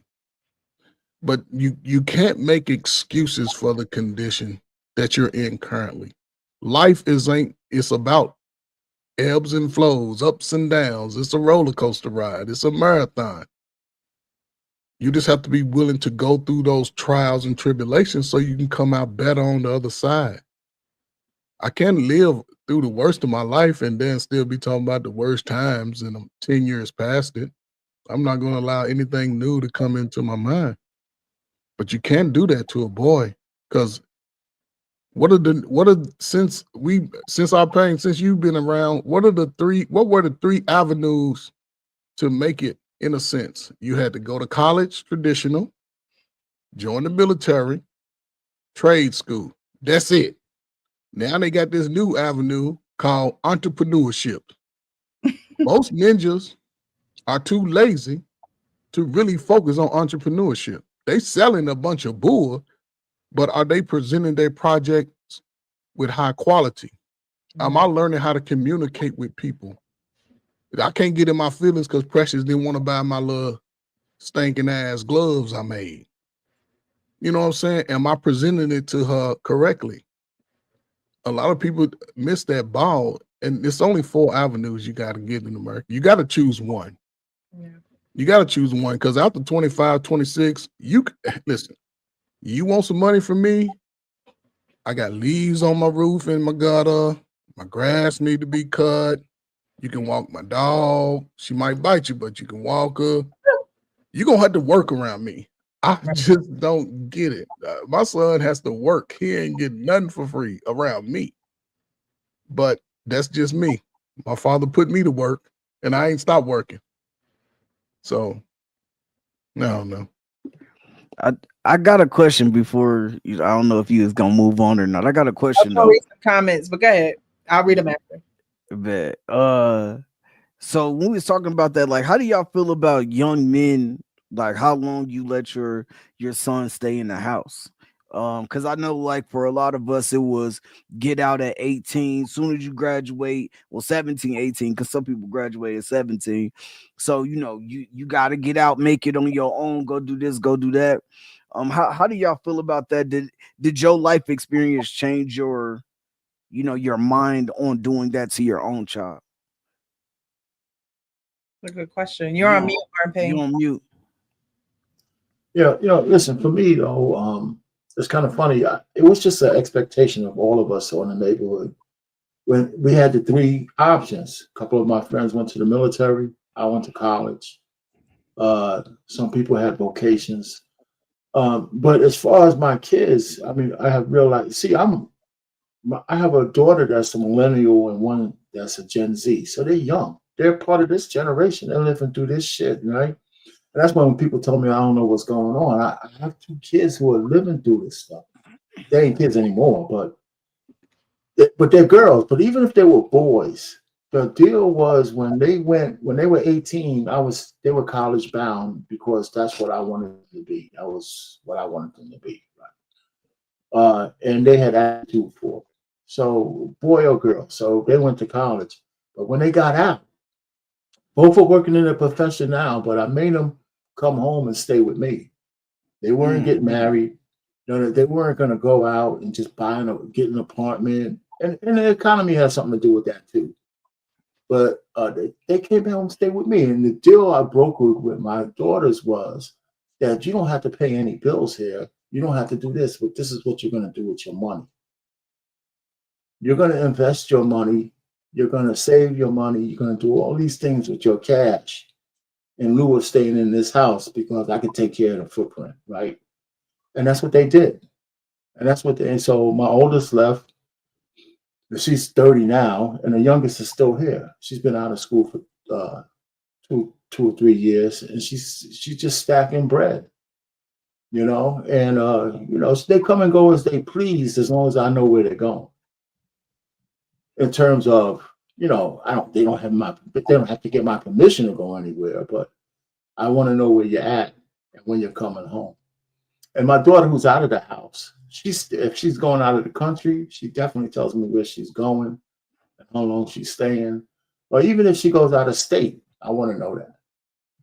And what hotel you're staying at and all that. Because the goal was, I wanted them to leave me and go be married or something, but that may or may not be in the cards because they're swimming in the same pool as all the rest of the people out there. So. But yeah, so I wouldn't kick my son if I had a son or daughter, because I'm going to use both. If you have a son and he's not a bum, I would let him stay home as long as he follows the rules. Gotcha. As long as he follows the rules. I would encourage him to stay home as long as he follows the rules, especially in this economy. I would encourage that. What about you, Miss Precious?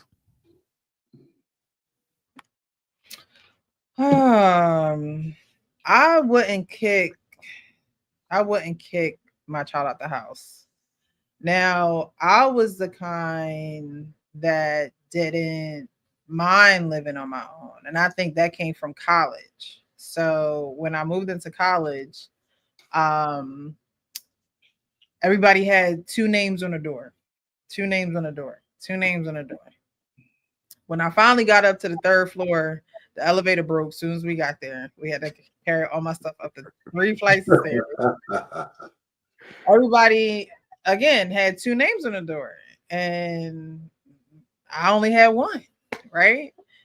Somebody like, where's your roommate? You need a roommate. Where's your roommate?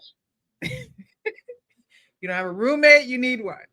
They didn't give me a roommate. I didn't request not to have one. I was a transfer because I played basketball at my 2 year, and I was a transfer to my 4 year. They recruited me to play basketball, and I didn't have a roommate. I stayed in a very nice dorm. They were the newest dorms on the campus. It was like a hotel. My ID was my key. Like, I was just living a good life. Living life. Living a good life. And I worked. But that's just me. Like, you know what I mean? And so I wouldn't just kick my child out at 18 like you gotta go. That's just not something I would do. However, given her life skills and showing her, what hard work is about and things of that nature. I mean, she wants to work now.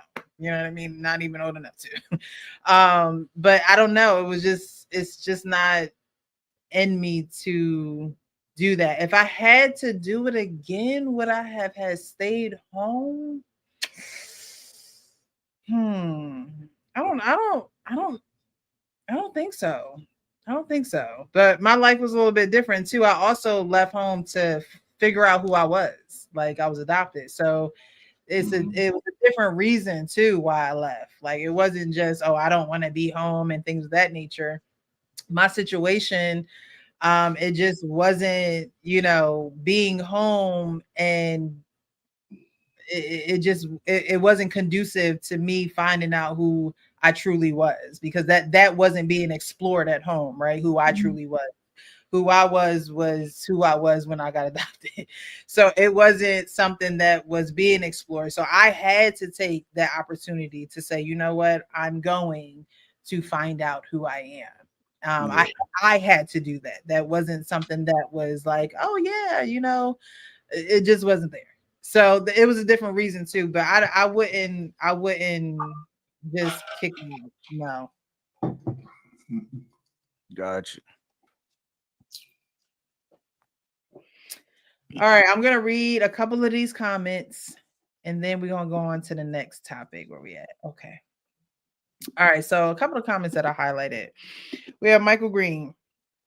I've got 4 grown daughters and started them off early in life about men. My oldest son had his first child at 17. Right then started his manhood. Got 2 jobs and supported his son and the mother. So yeah, nothing throw you into adulthood, manhood, womanhood quicker than being somebody's parent, Yeah, right? facts. So I could definitely understand that. That right then started his manhood, because right at that point he was responsible for somebody other than himself. And a lot of people, when they get in that situation, you have men who run, who flee, who don't take care of their responsibilities. Like Frank was saying, hey, I can't even associate with you if you're not taking care of your child. I can't even do that. There are people who do run from them responsibilities.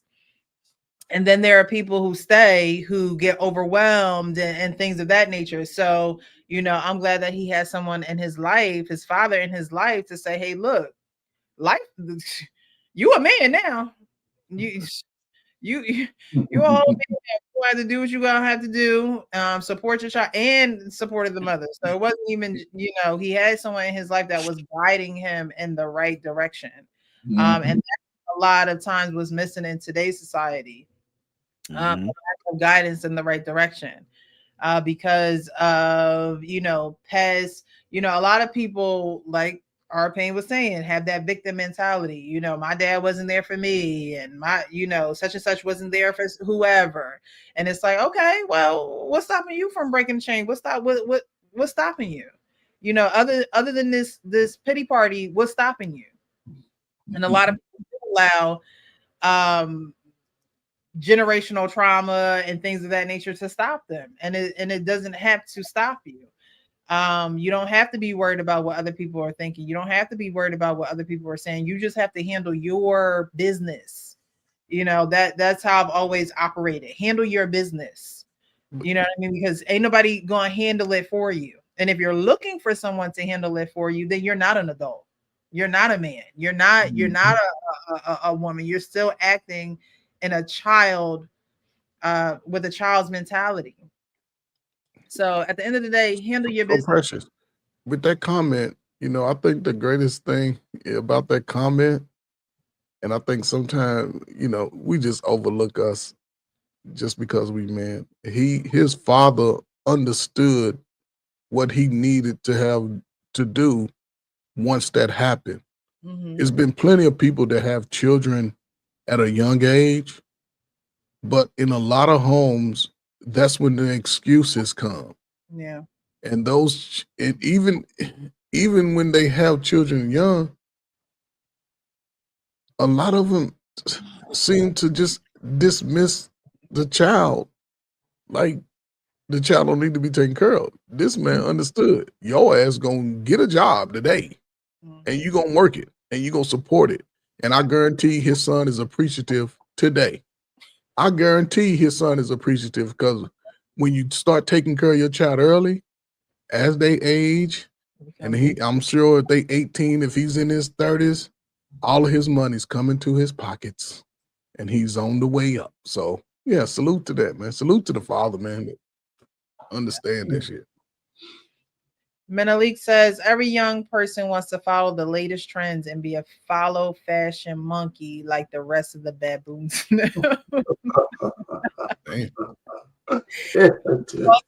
After my first of 8, oh wow! After my first of 8 kids was born, I've been the shit ever since. Hey, shout out, Noob. Shout out, big Noob. 30 grand. Hot ass. He was a hot ass. 26. He say I've been in shit since I was 23. Okay. After my first of 8 kids was born, okay. In the kingdom. All right. I know that's right. Melody says we got to break the curse from under the wicked spell chain around our minds are pain. Yeah, it definitely is a thing. Change your mind, change your life, pretty much. Link didn't work. I don't know. That person is linked in from someone else's page. Really? Take out the little sign. I don't know. Shit. Huh? Uncle Stu, it's good to see you, Uncle Stu. It's been a while. Uncle Stu has interviewed me on his channel before at the Real Precious. Great topic. In the past 5 years, the economy has shifted badly. Things weren't the same as it was when I moved out of my parents' house. My son came back home a year ago. Now he out. I mean, if I believe that home is home, right? I believe that children should always be able to come back home. If you're a parent and you don't allow your children to come back home, talk to the Lord and ask him why. Because home should be home, right? And I don't mean that children should come home and stay there, but like Arpain, like you say, your daughters are you have one daughter that's home that's just stacking, right? She's respectful, she follows the rules, but she is stacking her money. She doesn't have to worry, she doesn't have to be financially burdened, right? That's not an option for her because you don't make it an option. And when that time comes, when it's time for her to move out or do whatever the case, whatever it is, she'll be financially set to do so. She don't have to work paycheck to paycheck. She ain't gotta, see where this is going to come from, see where that's going to come from. So I think that home should always be home. Home should always be a landing point where it's just like, all right, what's the plan, right? What exactly are we doing here? What exactly do we want to accomplish? So oh wait, Wall Street Willie is here. Maybe he didn't. Maybe he said he didn't work because I didn't click him in. I don't know how long. The new link worked. The new link worked. Oh, okay. All right, good. So yeah, I think that home should always be home, right? You should always be able to go home unless there are some crazy issues going on with you and your family. You don't have respect for the household, or those things are, I mean, to me, it's like that goes with the thing. I got a story on that, Precious. My youngest daughter's with me like a year or so ago, right? She's been here since she graduated. I think it was 22 or something like that, 21, 22. So we were going to the bank or something, and my oldest daughter had just moved out. And I said, yeah, in a year or two, when you move out, you'll have some money. And then we're in the car. She looked at me, but you let my sister stay for 7 years. And I just started laughing. I said, I'm not kicking you out. It just came out. So I said, you can take 7 years if you want to as well, But yeah, because it just slipped out. I said a couple of years. And she right away said, "Oh, but you let my big sister stay for 7 years." I don't mind. I was always felt better with them being here anyway. My daughter went to school within, one went to Rutgers, one went to NJIT, which was all close to where I lived, just as opposed to going out of state. I felt much better when I could just reach out and get them. They stayed on campus. But I felt so much better. If anything happened, I could just reach out again. Yeah. Your children are going to spread their wings. They're going to explore the world. They're going to do things that you probably just are not going to like. However, they are their own selves, right? And that's a testament, Arpain, to your household, because your daughter but I thought I had 7 years though. There are children who don't mind staying home, and then there are children that's like, I got to get up out of here, right? And so the children that are like, I got to get up out of here, you got to wonder why they want to get up out of there. Yeah, sure. All right. As a parent, you have to look within. Like I said, talk to the Lord. Why do they want to run up out of your house? Why do they want to run up out of home? Okay. That's another topic for another day. Well, thank you so much for joining us. There's a possibility you taught him well.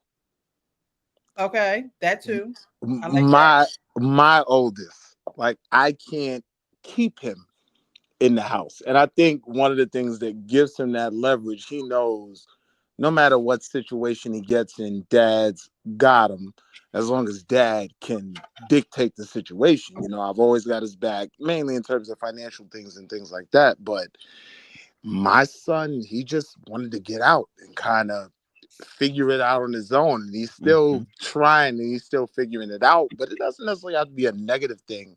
If the kid wants to get out there, you may have done something really, really right. I agree with that. I agree with that. So do I.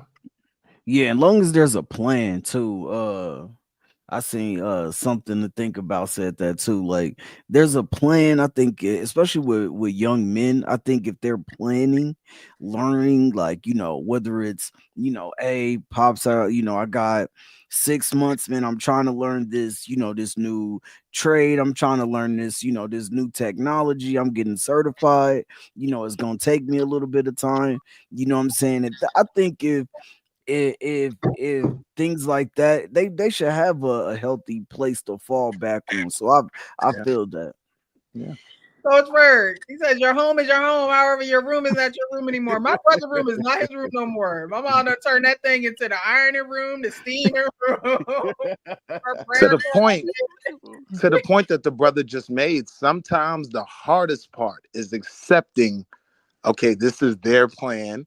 They're really gung-ho behind this, so I'm just gonna support him in it. But you know, if you've done the work as a parent, you get to look back in a year or two and be like, all right, I let him do it on his own. I let him, you know, go with his plan, but it's working out for him. Right. Yeah, man. These kids are not easy though. None of us were. We're gonna go on to the next video. Okay. And this is Latarius Whitfield. He has the Dear Wifey podcast and Dear Future Wifey podcast. I always say it wrong. And yeah, he's been married before, divorced, and he always takes full accountability in his part that he played in the demise of his marriage. He adopted 2 boys, and I believe he has a son of his own. So that's just a little bit about him. But he was talking on this topic, and again, this is just a progression up to the last video that we're going to watch. But I wanted to get you guys' perspective on what he was talking about as far as being a man and kind of being like a know-it-all. Times we come into relationships, especially as men, wanting to be know-it-alls. And my problem was I would just copy and paste. What worked in the last relationship is going to work on this one. What worked in this sexual experience with this other woman is going to work on you. And instead of taking the moment and the heart posture to say, what are your needs? What are your desires? How do you see love? How do you see intimacy?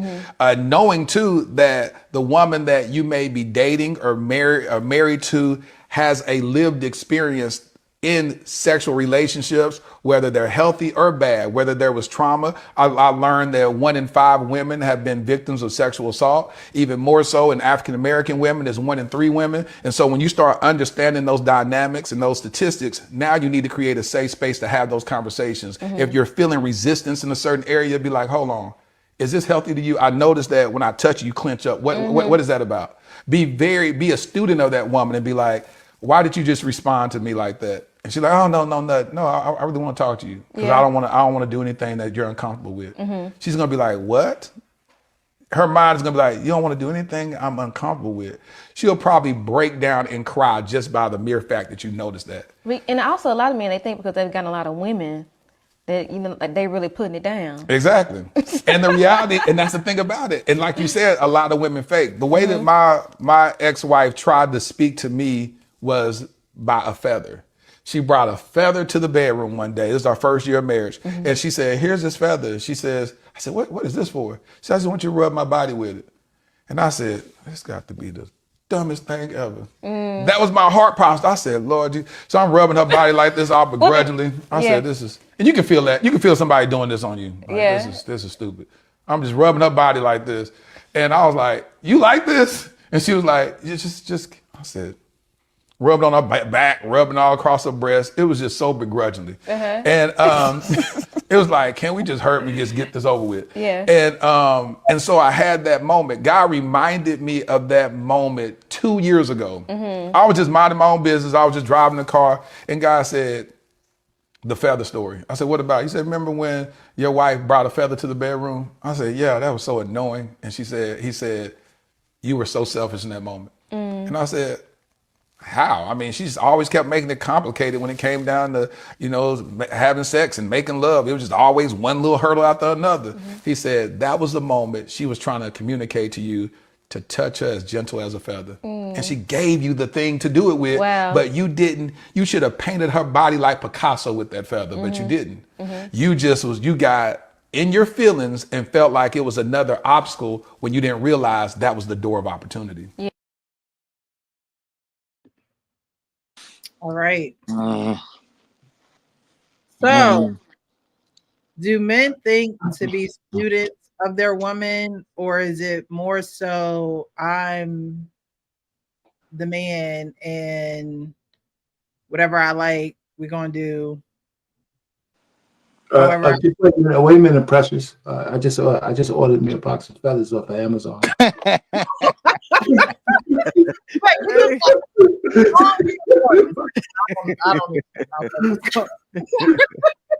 Hey, our pay, man. But there was a show on Netflix. What was it called? Love, Sex, and Goop or something like that. And it was a show on how to be intimate with your partner. It's not necessarily, sex and things of that nature. It'll lead to that, but it was ways to initiate sex without it just being the act. But in this situation, he talked about a lot of things. In the beginning, it was,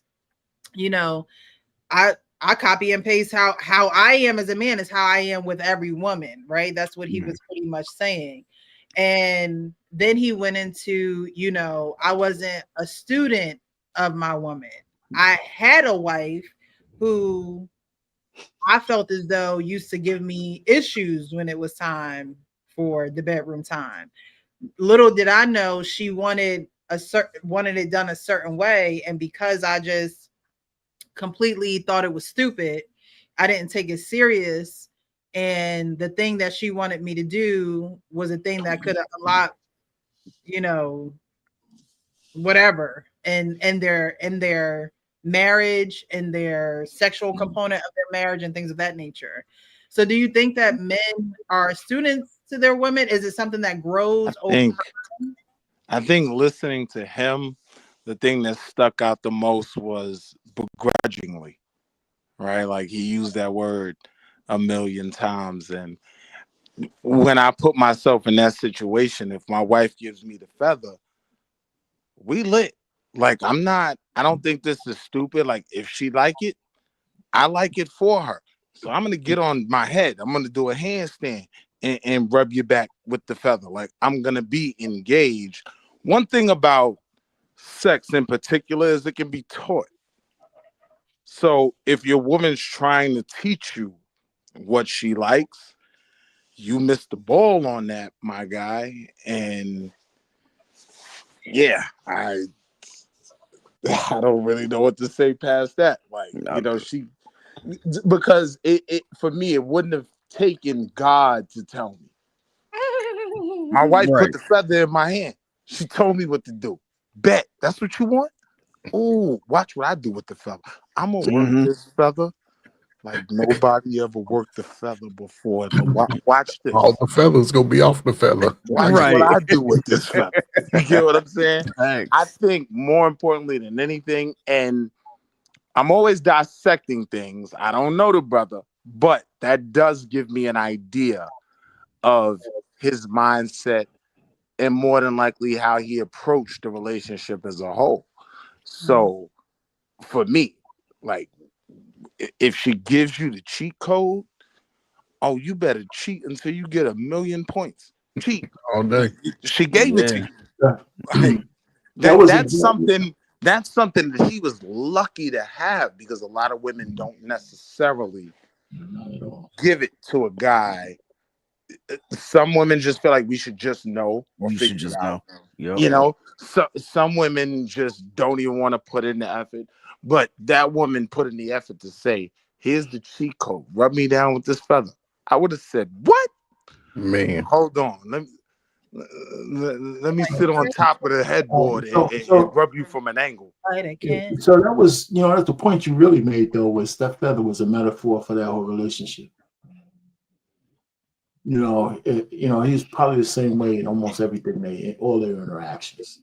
He wasn't She patient probably gave him the feather more than once. That's right. Yeah, I get. Yep. Nah, you hit it on the head, Wall Street, man. Yeah, I think it take a while for you to understand that not every woman likes the same thing.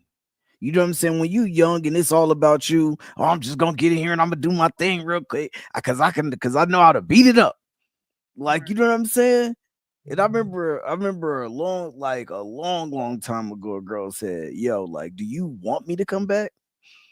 Like, you know what I'm saying? Like, cause you trying to kill my shit, and they're like, I'm trying to enjoy it. And I was like, damn, okay, but like in my mind, I'm thinking like, but this is what girls like. Like the girls that I like, this is what they like. And I think that That's what they let you think they like. Right. Because they like you. Yeah. You like, yeah. And so I was like, damn, you know what? Like, all right, so I gotta learn how to do things differently. And you do gotta learn your woman. If any dude, say I don't know I can't learn my woman, I'm never gonna learn, like, you just a clown. Cause we all gotta learn each other, man. You teach your wife you teach your woman certain things before she become your wife. You know what I'm saying? You do, and so we all learn each other. And so you definitely gotta work with somebody, man. And you definitely gotta, and I think talking too. I think some people just have sex. They don't know what real intimacy is. Like sometimes intimacy can just be walking down the street talking with your girl. Like, you know what I'm saying? That might be something that just made her day. You know what I'm saying? Texting her throughout the day just to check on her. How you doing, baby? How your day been? You know what I'm saying? Like that, like people don't understand that is intimacy also. You know what I'm saying? They think intimacy is only in the bedroom. Like you can get your girl panties wet. Good morning, baby. I miss you. You know what I'm saying? Like whatever, like at the end of the day, like you just gotta know your woman. And you gonna have to learn what she do and what she don't like, because everything, you can't do the alphabet on her. She don't like that when you down there. You know what I'm saying? She'll like when she'll like that shit. But the last girl might have loved it. You do gotta learn the other person though. For real. He also said copy and paste, and that was something that stuck out to me, because one thing about intimacy in a relationship is your partner may not know that they like what you like, right? So as you two explore things, oh, he likes that. Oh, I kind of dig that too. Oh, that's what she like. Oh, I'm with that. You get what I'm saying? Like, but if you are coming into it, when you say copy and paste, what I hear is you're taking a mold that you thought was it, and you're just applying it, and it should work. And nah, that's not how individual relationships go. But if this brother didn't have a certain phase, like we talk about the whole phase with women a lot, we don't talk about it with men and how it could be beneficial, because in most cases it's assumed that we just do that, but every brother doesn't get an opportunity to have that exploration phase and figure it out and see, oh, when I do this, that works. So that when I'm looking behind the veil, that's kind of what I saw in him. Like, you just never really figured it out, bro. You know what I mean? I want to ask something really quick, because there are women that'll be like, well, he's supposed to know. I said no. Like, what do I gotta tell her for, right? And so she doesn't tell me. That's age dependent, though, Precious. Yeah. It's age dependent. If you're walking around 30 and you don't know, that's one thing. But if you're 19, 20, you know, the young girls might not ask that. But well, even at 30, like, well, you should know by the time you're 30 that he knows anything when it comes to you. No, well, the Wall Street said it. Listen, most men. Here's the one thing women have to understand: most men ain't getting as much sex as women. No. Most men who marry women who are not virgins, they've been busting it out a whole lot more than the dude. Yeah, and I'm a double down. The average dude ain't getting that much sex. I don't know why women don't understand it. And I'm a double down. Like I was saying, if you haven't had certain experiences, you don't know. If you haven't had that older woman to teach you, oh, this is what we like, then you're not coming into the situation with that knowledge. You know what I mean? Talk that shit, Willie. Let's be honest, fellas. Y'all not being honest. Most dudes today, they learning how to have sex through pornos, corn, whatever. Yes. Let's be honest, man. Yes, they're Lord. not going through that learning the person. They just seeing what they see and they come in thinking that that's what they need to do. Yeah. And every woman is an individual. So could that be what he's talking about in the video when he's like it's a copy and paste type of thing? Because if a lot of guys do grow up with the cornos, right? And that's what they're watching, then that's a copy and paste. They're copying and pasting beat pumper type of. I didn't get that from him. I think I didn't get that from him. That's probably part of it, but I would imagine he had some real life experiences. He was just treating every girl the same. Yeah, and a lot of guys will do that. You know, I think he was copying and pasting. Especially a lot of guys.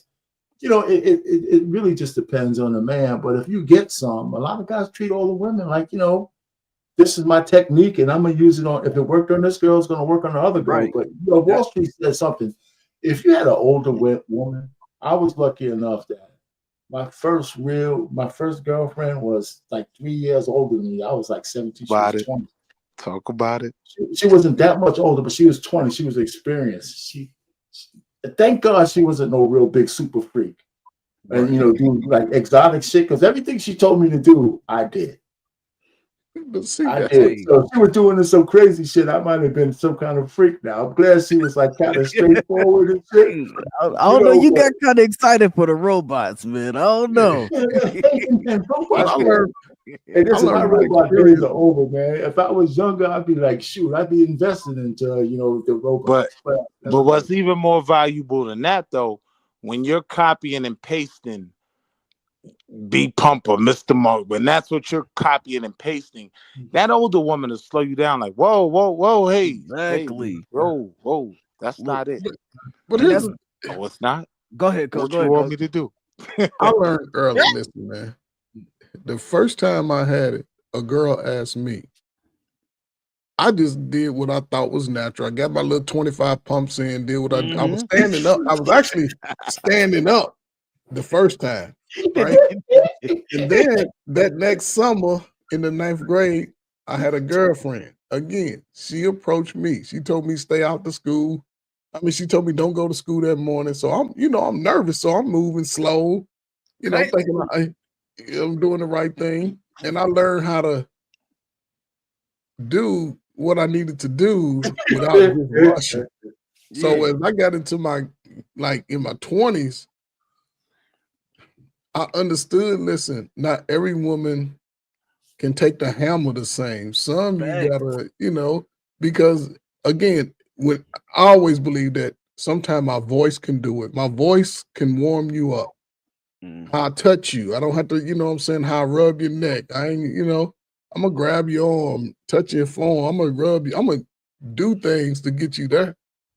And I learned I don't have to rush to, what I'm saying. It wasn't saying I heard it on Colors. It was back in the 80s. He said, "You don't run down the hill just to have sex. Have sex. You walk down the hill, Get them all. yeah, you take your time, and every woman is different. You know what I'm saying? I learned that early. So when I ain't gonna lie, when I was single, y'all wouldn't have wanted to see Coach Ferg out there. Y'all would have been mad at me because y'all mamas was going, your aunties, your girlfriend, your cousin. Freak Nick. Yeah, but I wasn't like, oh, I gotta, I'm gonna take my time because yeah, man, it's just hard to explain, but every woman is not the same. And look, For though, me, this is for me, I listen really close. And so to your point that all women aren't the same, when he says copy and paste, I'm not visualizing it, but I'm seeing, you get what I'm saying? You have just a way that in your mind you're set to doing it. And like I said, some girls might not have even been enjoying what you were doing. They just enjoyed you. So they dealt with it, right? Right. And I'm not saying that an older woman is mandatory, but they will tell you very, very quick, whoa, hey, yeah, that's slow down, nephew. Listen, do it like that. And you learn these things. So now when you're dating back in your age range, God forbid, younger than you, older than R. Kelly level, we keeping it above board, right? Oh, man. But what I'm saying is, you learn certain things from an older woman, and you take that back to your age range, or you're the god. Yeah, no, that's a fact. You Hey, look, King Kong you cleaning up. Nah, but look though, I'm about to drop my cash app. They better give me some tips for these secrets I'm giving. Hey, look, what all y'all are saying is right, man. Coach Ferg with the, a lot of us do, because when we in our teens, I think our pain was talking about real sex love when we was talking about that joint. You watching that soft corn shit, you like, all right, bet. But yeah, like once you get out and actually get the experience, you know what I'm saying? That's where two things can be true, because all you're doing in the beginning is going off of what you saw, and you think that it might feel good because you see it in the show and you like, oh, well, look at how she's moving. You know what I'm saying? So you just think that, okay, we done found our stepdaddy DVDs, and we like, you know what I'm this what they saying? like. Facts. You looking at the DVDs, BBB. You like, okay, and so you like, yeah, but then but once you get out and actually get the experience, and I think the copy and paste thing too, like, I don't think it's just that, man. I think that even in a relationship, if you go from one relationship to the next relationship, you didn't learn nothing from your last relationship. Sometimes you just approach it, you like, well, we ain't together no more because she was this and this and this, and you ain't take no accountability. You're gonna go into that next relationship with the same mindset, the same outlook, the same everything, pulling up to the next person, to that and point, it's still gonna be a copy and paste. Yeah, if you're coming in thinking copy and paste, you're already not equipped with the mentality that's gonna please your woman, because copy and paste doesn't work for every woman. You get what I'm saying? You should come in with the mentality of, all right, I want to learn her. Oh, that's what she like. Oh, I like that too now. You get what I'm saying? And yeah. But I'm even talking about outside of sex. I'm just saying the whole basis that sometimes we don't look at self sometimes. So like, you might get out of a relationship and you don't really even think about what you did to contribute to the downfall of that relationship. You know what I'm saying? So you just go into the next relationship being the exact same man. I call it treadmilling. You just treadmilling. Like, you're doing the same shit over and over and over. All your relationships failed the exact same way, and it happens with women sometimes too. Like, a lot of times too. That's why women will jump from man to man to man. They ain't even take a chance to heal. You know what I'm saying? They just go to go. They don't look at what they did wrong, and that's sometimes as men, we fall in the victim to the same shit. We'll just be like, well, that shit's over. All right, bet this girl giving me some love. She giving me some attention. She giving me the box bet. I'm going into this the exact same, and you ain't do no self-reflection, no nothing. You know what I'm saying? To go into a new relationship, just open to the fact that you did some shit that was fucked up and contributed to the downfall of that relationship. And it's kind of funny. My first of all, let me tell you guys, back in my day, corn wasn't as easy as it to get right now. We had no internet, and you had to go to the sleazy places with the grease on the floor and all that kind of stuff. You were going to do that, So all I'm trying to say, we glory hole. we didn't have that kind of thing that the Reddit. So back in the time. But my dating relationship is different than I don't think I had too many bad relationships where we were like where it was trauma. And here's something, and it's just me. I don't, you guys don't have to believe me. I never treated all the girls I had the same. Never. Yeah. Never. I never, because every new relationship to me was a new relationship. And I never was like traumatized. The only thing I would say is that, and this is what I tell guys: if you're in a relationship and a woman leaves you, my only philosophy is that you got to get back into the cut as soon as you can, because men tend to brood, and when a man's brooding over a woman, he becomes dangerous. I said, go get some, don't have to marry her, just go get laid so you can forget about this chick. You know why? Because tomorrow when you see her, she's going to be booed up with somebody else, and then your trauma is going to magnify. Because she ain't going to take no time to find it. So I tell guys, you can't sit down here and wallow over the lost love. That's where men become dangerous. Oh my God, and hell no, man. Go get you something. But the manosphere is made of. Yeah.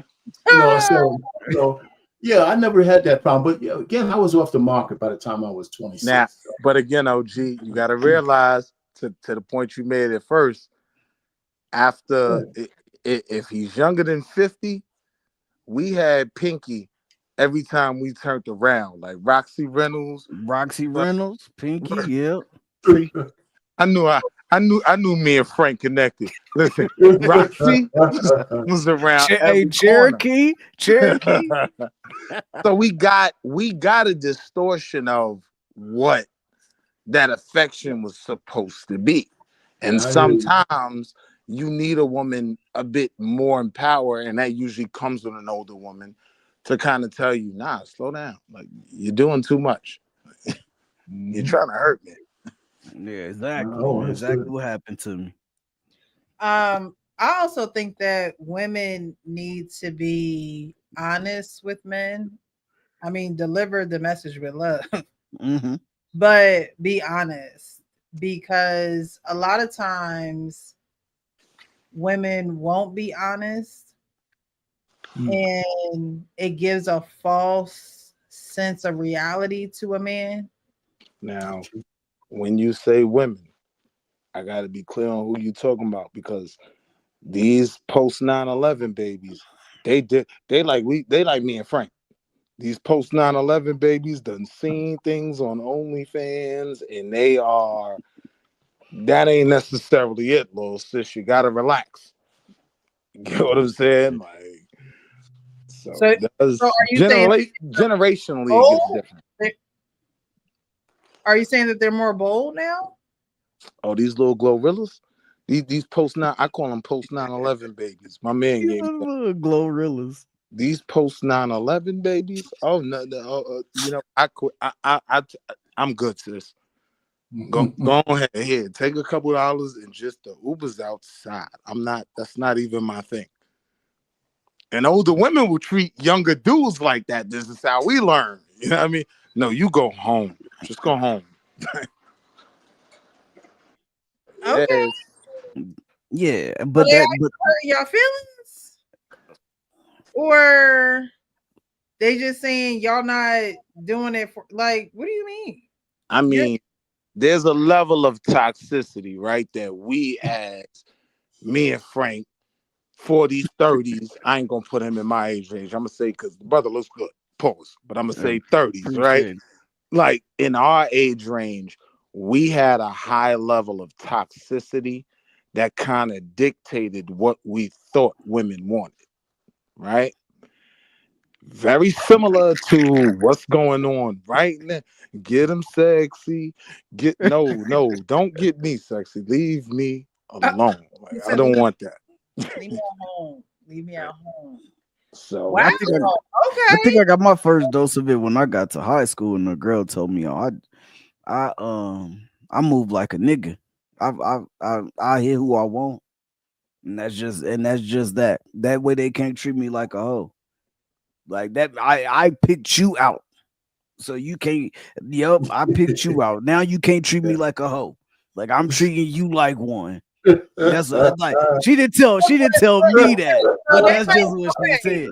Okay, so they're I used to love to break that down. I used Salute to that, love right? They're reckless with their mouth is what y'all are saying, but I'm talking about when it legit comes down to the sexual encounter. Like, okay, yeah, it comes down to the sexual encounter. I don't think that women are being honest with men, and a lot of it could come from the corn phenomenon because those women can't be honest with the men that they're having sex with because they're getting paid for it, right?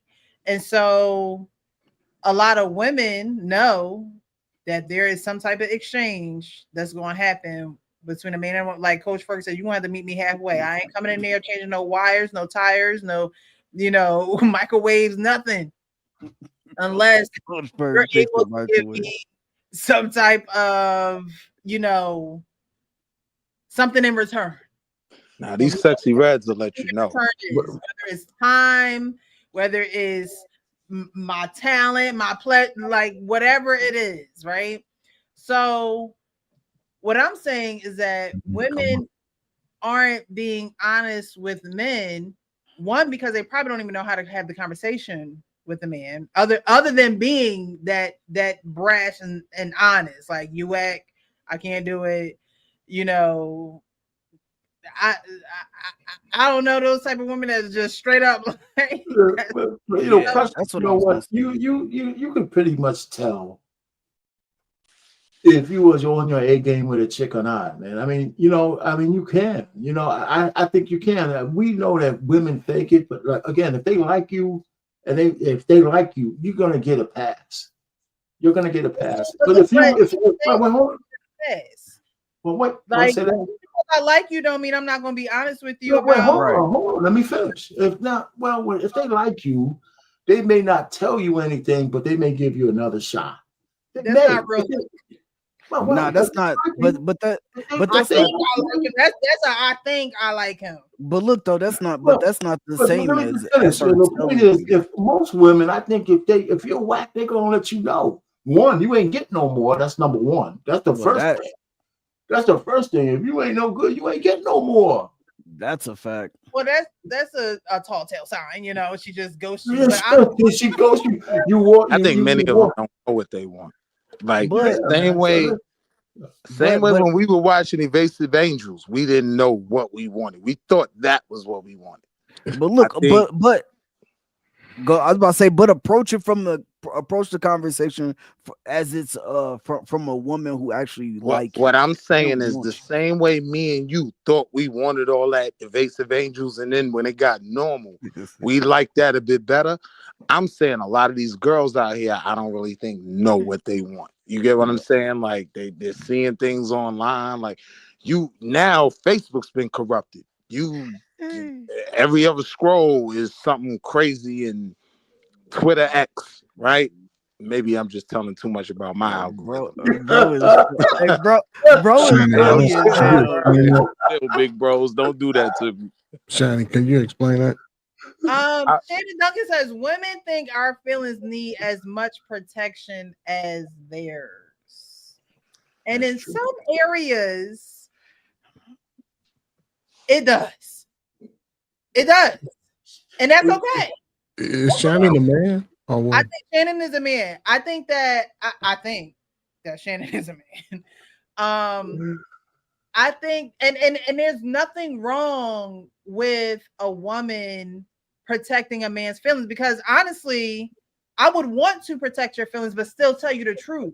Like, you can't protect my feelings. I rather if a woman that I'm dealing with, and this is, you know, as I can only relate it to me, because the women that I deal with, it didn't matter if they was gonna protect my feelings or not. I was protecting my own feelings. Right. Now I would expect my wife to be honest with me about the situation so I can make a decision not based on my feelings. I said all the time, when it comes to dealing with people, whether if y'all was in a group with me, I don't bring my feelings into it. I'm gonna work with people as they respect me and we communicate and I respect them. That's how I deal with people. My feelings are for my wife and my dog and my kids and my family. You know what I'm saying? That's how I look at it. So that way, I don't have no problems with nobody. If you say something disrespectful to me, I will say something back. Facts. And I'll move on. That'll be the last time we ever drink a beer. If I go to a woman's house, she come to mine and she disrespectful, I'm gonna make sure she get out. I'm gonna lock the door. I'm gonna delete her number, her address. I won't have no communication. When she see me, I'll be booed up. Trey Ferg, that sounds real nice for you. Okay. But most men can do the same thing. There are men out here. Come talk to me, fellas. Y'all can all do that shit. That are not wham bam, thank you, ma'am. Let me close the door because you being disrespectful. She's right. You're right. There are men out here. I agree. And this is why women are scared to tell some men the truth. There are women who are scared to give men their number. But it doesn't make sense, Precious. Most women are telling their brothers the same story. Yeah. They cussing their fucking brothers out in the house. Why and not be fundamentally, honest with a man? What they not honest about, you Precious, you know what? This is my last thing I'm gonna show you. You know what women be protective about with a man? When they don't want to tell that man that they screwing 2 or 3 other dudes. That's the shit when they protect their feelings. Other than that, somebody man, mute his mic. You too light skinned, and if you don't lay the hammer down before you even get to your car, girl, this nigga talked all that shit. He came over for 10 minutes. Some dudes, they don't know that some dudes just coming through there to bust one down and move on. They like, girl, I really liked him, but he ain't really like you because he looking at how you move. But you was fine enough. You had them yams, and we all like them body parts. And that's why he didn't put in an effort to really please you, because he had already made a judgment and y'all, I'm in and out.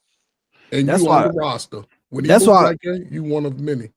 That's why I was approaching the conversation from a place where that person is in, like that person likes you or that person wants you. That's why I feel like you have to have healthy conversations around that too. Like you got to be able to tell each other, hey, you know, like when she tell you, like, I like when you touch me like that, you know, or I like massages, or, you know, things like that. Like when your woman lets you know those things, then, you know, I think that definitely, like, you should take heed to those things and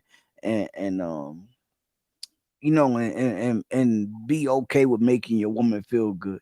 I think when he was saying, like, dang, like, I didn't really want to do this shit, like, you pretty much like, yeah, like, did to me, like, did you not like your woman? You know what I'm saying? Because if my woman is coming to me and saying, you know, I like this and I want you to do that, like, I want you, like, I'm gonna be like, show me what you want. Like, you know, just wear that little thing I like. You know what I'm saying? Like, yeah. I still believe that there are women who are not going to be honest with men about sex for a lot of reasons, for whatever happened to them in their past, for them not being able to have healthy relationships with men, or maybe even their father. But there are a lot of women who are not being honest with men, and it's giving men a false sense of reality. Or everything, Preston, ain't it? Women ain't honest with men, period. So women, a lot of women ain't honest with men, period. Not just in the sexual bedroom. Yeah. You know what I'm saying? So you're right. I'm saying you're right, but that's no different than our regular. So I'm supposed to expect you to be honest here. Yeah. Yeah. Well, a lot of women ain't honest with men, period. But if y'all are having an intimate interaction like that, like, why would you want to lie? Like, what? Precious, Why? you know why you're thinking this? Because I'm gonna assume this. I don't know you that personally, but you're a good girl. The women out here are banging like men. They don't give a shit about nothing. Yes. That's the only thing I was gonna say to you, saying that they aren't telling dudes. Nah, they nowadays, like, oh, you not doing that? Well, stand on your head. Well, the last dude did this. Why you can't do that? Like, nah, they're a little too vocal now. And the crazy part about it, Precious, I look at outside of this, the chaotic part, I always look at it from a social emotional point of view too. If you think about it, even in our community, male or female, most of us are having sex as children. Facts. Come on now, listen, because I can pull up report cards and see that you got D's and L's, but you busting it down. That's the males and the females, because there's no one. We don't teach our children about sex for the most part. We don't have enough collectiveness in the schools to say we need sex education. These children need sex education. Roxy Reynolds teaches me and Frank. But what I'm saying is over masters, but here's the thing though, Precious. If you think about it, a lot of that is sort of it carries trauma too. By the time a lot of women in their 20s, unfortunately, a lot of them have started having babies. And it's one thing to have sex and carry a child. That's a difference. Because a lot of these women are still trying to have teenage fun while having families. And that is the big, and again, I'm going to keep saying this. The father is the greatest equalizer to the boys and the girls out here coming out here. If the girls, and if they would allow to, I ain't nothing to you, Precious. We done had a relationship. We broke up. We had 3 fights. You broke my antenna on my car. You know what I'm saying?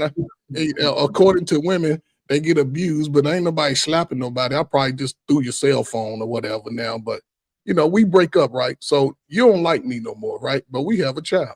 When you think it would be in the best interest to say, let me put my feelings aside. And Curtis, he 2 blocks up the street. He a good garbage man. He work hard. Why not just let me see my baby every Friday or Saturday or something? So you can go have your and I'm gonna use a bad term. You can go have your 304 glory days. You can just, but you ain't got our child involved. Because Cardi don't do it. Getting the best environment. Cardi. But what I'm saying is that would be some of the greatest equalizers, because now she's with me. I'm gonna protect her with my life. I ain't gonna let no little pervert uncle, your brother who might be hiding in the closet over trying to play with my child. No, it ain't happening. I ain't letting nobody taking advantage of it, and that's the greatest equalizer. Most of this trauma is a daddy wound. A lot of people, if you go connect with your daddy right now, male or woman, and you open up your heart, it'll change your damn life. If not, you're gonna still have a problem with your friends. I just saw a video where the girls befriended, they faking. They starting to attack each other, and it just makes no sense. But you speaking from a place of a brother that has a foundation, had certain people around him teaching him certain things. We got to realize, like, when we talk about the pee in the pool is all those masses of people who don't have that foundation that you have. You get what I'm saying? Yeah, brother, but listen, I spent 25 years in this. And what I'm saying is everybody, when you get to a certain age and you 30s, F your excuses. You come 30 as a man, F your damn excuses. Go live in the world. Be a man amongst many of women. It's other women besides them little ugly girls you went to school with.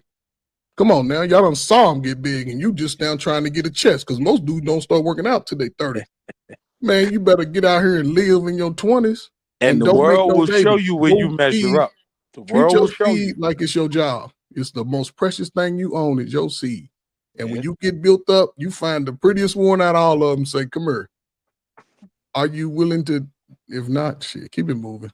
So y'all pretty much saying like the women nowadays just don't care about y'all feelings, and they just saying whatever. And what do you think, Precious? Do you think they care about men's feelings? Come on, be honest. I know it's a hard question. When you answer, what group of women are you speaking to? Because you listen to a little bit of Anita Baker. These ones out here, they don't know. No, all they know is get them sexy, Get them sick and Glorilla and all of that. So, yeah, like a mature type of woman. I'm not talking about the little teeny boppers. I'm talking about a mature woman. Like, just say your age. Even a mature woman. There are mature women that are not honest with the person that they're having sex with. Yeah, you're not lying. You're not lying. They're not comfortable. They don't want to have these conversations. You're the little young ratchet ones who's going to tell you whatever because they just doing whatever and they don't know what they're doing. But I'm talking about even mature women. There are women that are married. So do you think this plays into the reason of why so much more it's women that say, all right, you've given me the relationship that I thought I wanted, but I don't want this anymore. Do you think that's a part of it? You're giving me the relationship that you thought that I So thought. when I say that, I'm talking about things like the divorce rates, right? We know that women divorce more than men, right? Mm-hmm. Do you think that not saying this is what I like, this is what I want, leads to a place of, all right, you know what? I haven't been getting what I wanted in so long. I'm just going to do me. I think that contributes to it, yes. And I think that's on men and women part, because men, they will can't blame me if you ain't tell me, Precious. Well, no, I'm just saying, like, there are things that men don't talk about either, that you know what I mean, that they wish we don't leave. The right, you don't leave, but you don't talk about it, and the relationship kind of is like in a loop. You know what I mean? It's not really going anywhere because you don't want to interrupt anything. You don't want to. We don't use that as we don't use that as an excuse to cheat either, though. Men don't use that as an excuse to cheat. No. Women have all this glory. You don't use it as an excuse to cheat, but it's one of the reasons why you cheating. I think though, one of the places that we as men take accountability, we cheat just because we wanted to do it. Most of the time, women will say, "I cheated because." Yeah, because you didn't give me what I wanted and all this other. Men don't need that excuse to cheat. If they're cheaters, they can have the best sex at home. We just be like, yo, the butt was fat, I had to do it. Like, that's one of the few places where we take full accountability. And he said the same thing. Those are cheaters, okay? Yeah. Those are cheaters. But there is a man that is not a cheater who is faithful to his situation. Okay. And there are things that have gotten on his nerves that he's not talking about because he don't want to shift the waters, or you don't want to blah blah blah blah. And he becomes the cheater. So Precious. Right? He cheated because of that. He's not a cheater. He's not one to be out here just sleeping with whoever. You know what I mean? But he cheated. You guys talking absolutes. Of course you're right. There's some guys could be driven to it, but we got to talk about majority or minority. Yeah. The guy you're talking about who's driven to cheat is not the majority. Are you saying that the majority of men just want to cheat? The majority of men who cheat are cheaters. The majority of men who cheat. The majority. I have to give him that because no matter what me and my wife are going through, if we're not speaking or not, I'm sitting down here on the bottom floor on this podcast with y'all. Like, men, we either are it's just ingrained in us and we just don't care, or we're 9 times out of 10 gonna try to go as long as humanly possible, most of the time until we find out that she's already checked out. Women a lot of the times use the reason that I wasn't happy, so I did. So you get the point that I'm trying to say. You're not wrong, Precious, but I'm just saying the majority of men who are cheaters, who cheat, are cheaters. They don't need all of these fantastical reasons to do it. Yes, right? They don't need to have a bad home or something that their wife is missing. Matter of fact, they love their wife more than anything else. That's why the women who are the side chicks, every so often a side chick envies the wife because she says, I'm giving this guy everything and he ain't budging. He's going to stay married to this chick forever. right? And so, because he puts his resources there, he raises the kids, he's there on time, he goes to the hospital, he does everything else. He got that side chick there for his own personal reasons, because that's the And way she he's also wired. understand he only puts resources in me to keep me there. You stay there. Nah, we definitely men right, definitely do cheat. Like, yeah, men definitely do cheat for no reason. Like, it's literally no reason. You can just for real. I don't Like, cheat because I don't cheat because I don't want to. I know myself. I have to cultivate a relationship with a woman. Right. I'm not gonna go out and buy sex from a 304 or a prostitute, because if I was a cheat, that's the only way I would do it. But if it was just some random woman because I don't have it like that. Women don't come up to me and say, "Mr. Payne, I'm gonna give you some box." I gotta do some work. And that's what I was gonna say. Like, I'm not gonna do that. I was gonna say for the, like, he just said it. Like, for the guys who wasn't getting that attention, like, he may have to go that route. If you're a dude who's been getting this like attention from women since you were in middle school and high school and college, you know what I'm saying? Like, you're literally you're cheating because she got a fatty. Like, you're like, oh damn, like, you look okay, what's up? It's no relationship involved. It's just straight up wham bam, thank you ma'am, and then you go on about your day. You know what I'm saying? You don't gotta cultivate shit, but you know what I'm saying? And cheat and Precious, let me tell you, treating as a single man and a married man is totally different. Because as a married man, I'm either gonna do two things, right? I'm just gonna be a sleaze bag and don't come home on the weekend, or I'm gonna pay to keep her on the side. Yeah. And I ain't taking no resources out of my house at this point in my life for a little piece of booty when I can get my baby got, she buys the apparatuses to keep us getting closer and closer. But now though, we're leaving out a point though, right? Now, here's the thing. Me cheating, it wouldn't work for me. Why? Especially now, because Precious, you would have to do a whole lot to be with me. I need that. I need stuff from you. You're gonna have to be putting out, and it takes too much work. I can't. You ain't gonna want me to just come over for 2 hours. That's too much. Because I'm trying to. When I'm coming through, I'm gonna make sure ain't nobody coming through after me. Now there's another part to that though. It just doesn't. Especially now, you know what I'm saying? I think, listen, if you do get married after 35, come after you, but you cheating? Yeah, that's how I'm moving though. But that's how this is some real shit I brought up in but that's how I look counseling, at it. Right? I'm not moving according to a woman. I never have. I'll tell you this quick story. I'm gonna shut up. When I was a couple years before I got married, right?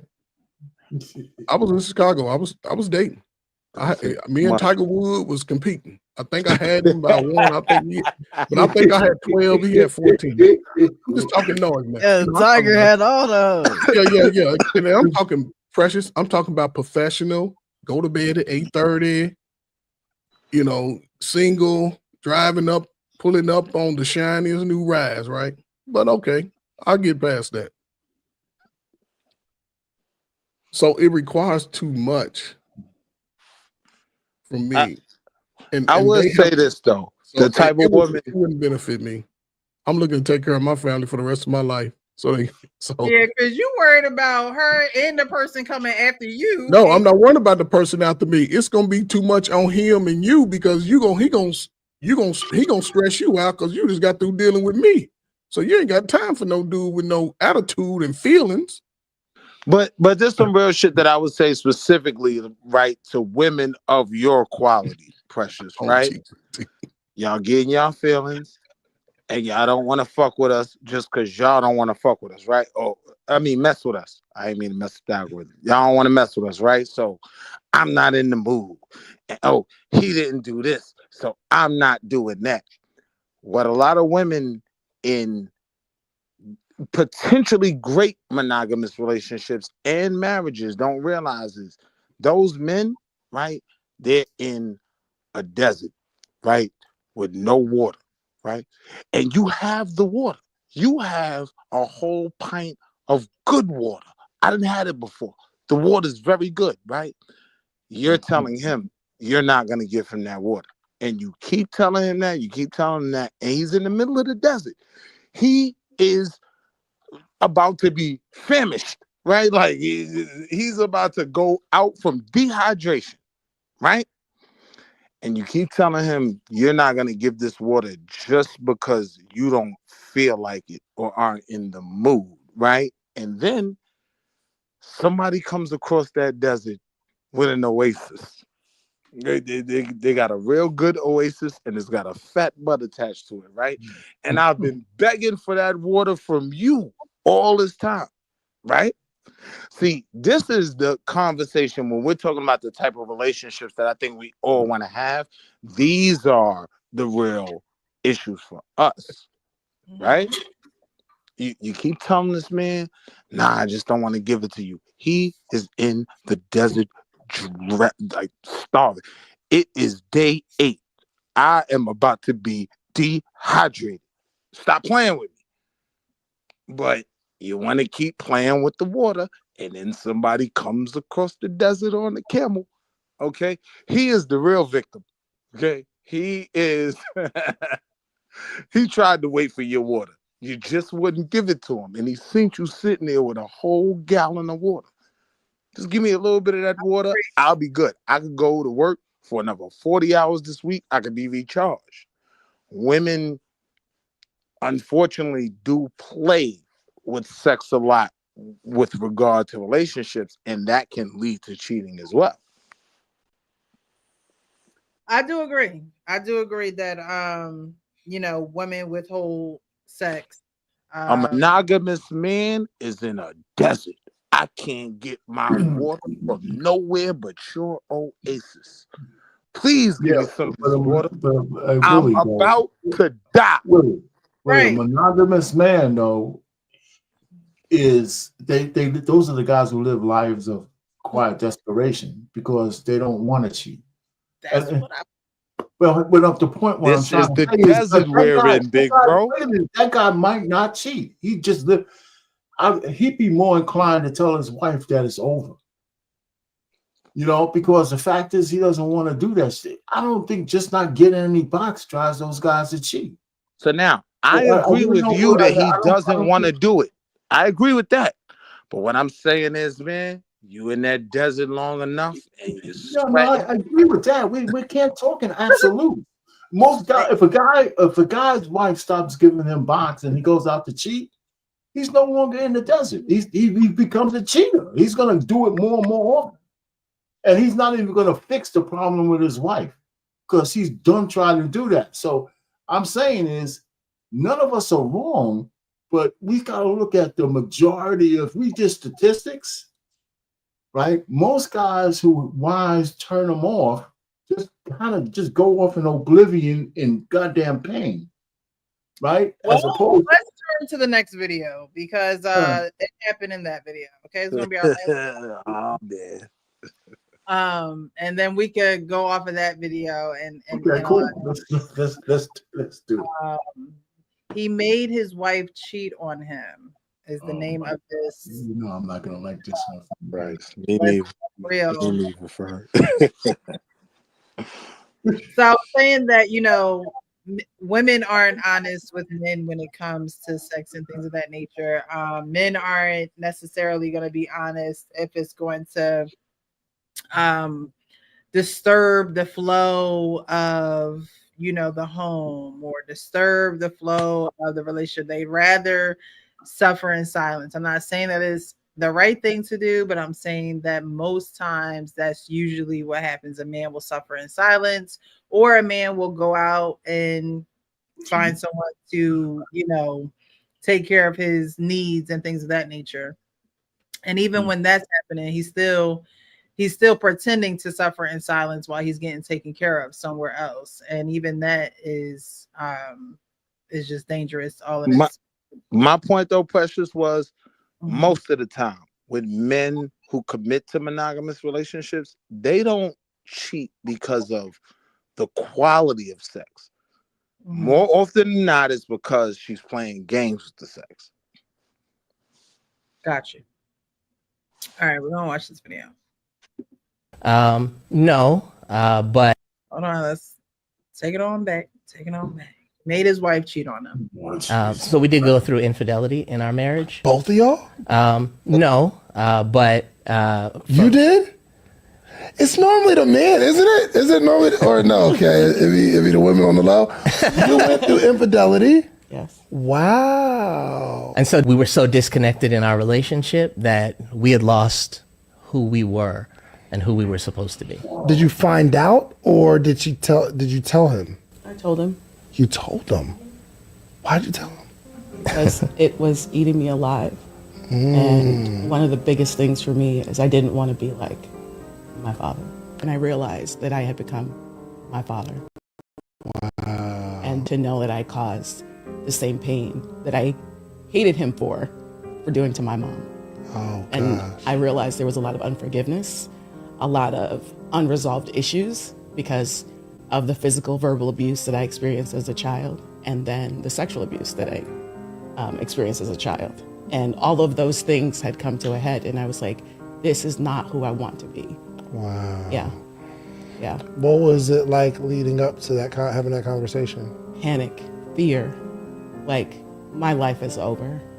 I have ruined the best thing that ever happened to me, which is my husband being my best friend. That was one of the things that stood out to me about him, is he was different than any other man that I had dated. You know, I know that we were young when we got married, but I had dated before, and he was so different from anybody else. And it just like, it broke me inside to know that here's the best thing that ever happened to me, and I ruined it. I really am not good enough. I haven't earned the right to be with somebody as good as him. Set a scene for me on how this conversation came about. I knew beforehand. Really? Yeah, you do. You know. But because I was so disconnected, I was able to put that thing on the back burner, like whatever. How did you know?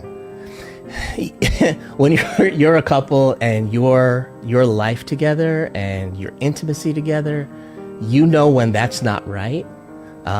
You know, my wife traveled for business, and so I'm not saying that everybody who travels for business is stepping out. That's not what I'm saying. But you know, I understood that the things I knew I wasn't meeting certain needs in her life, and so for me, I'm like, how are those needs getting met?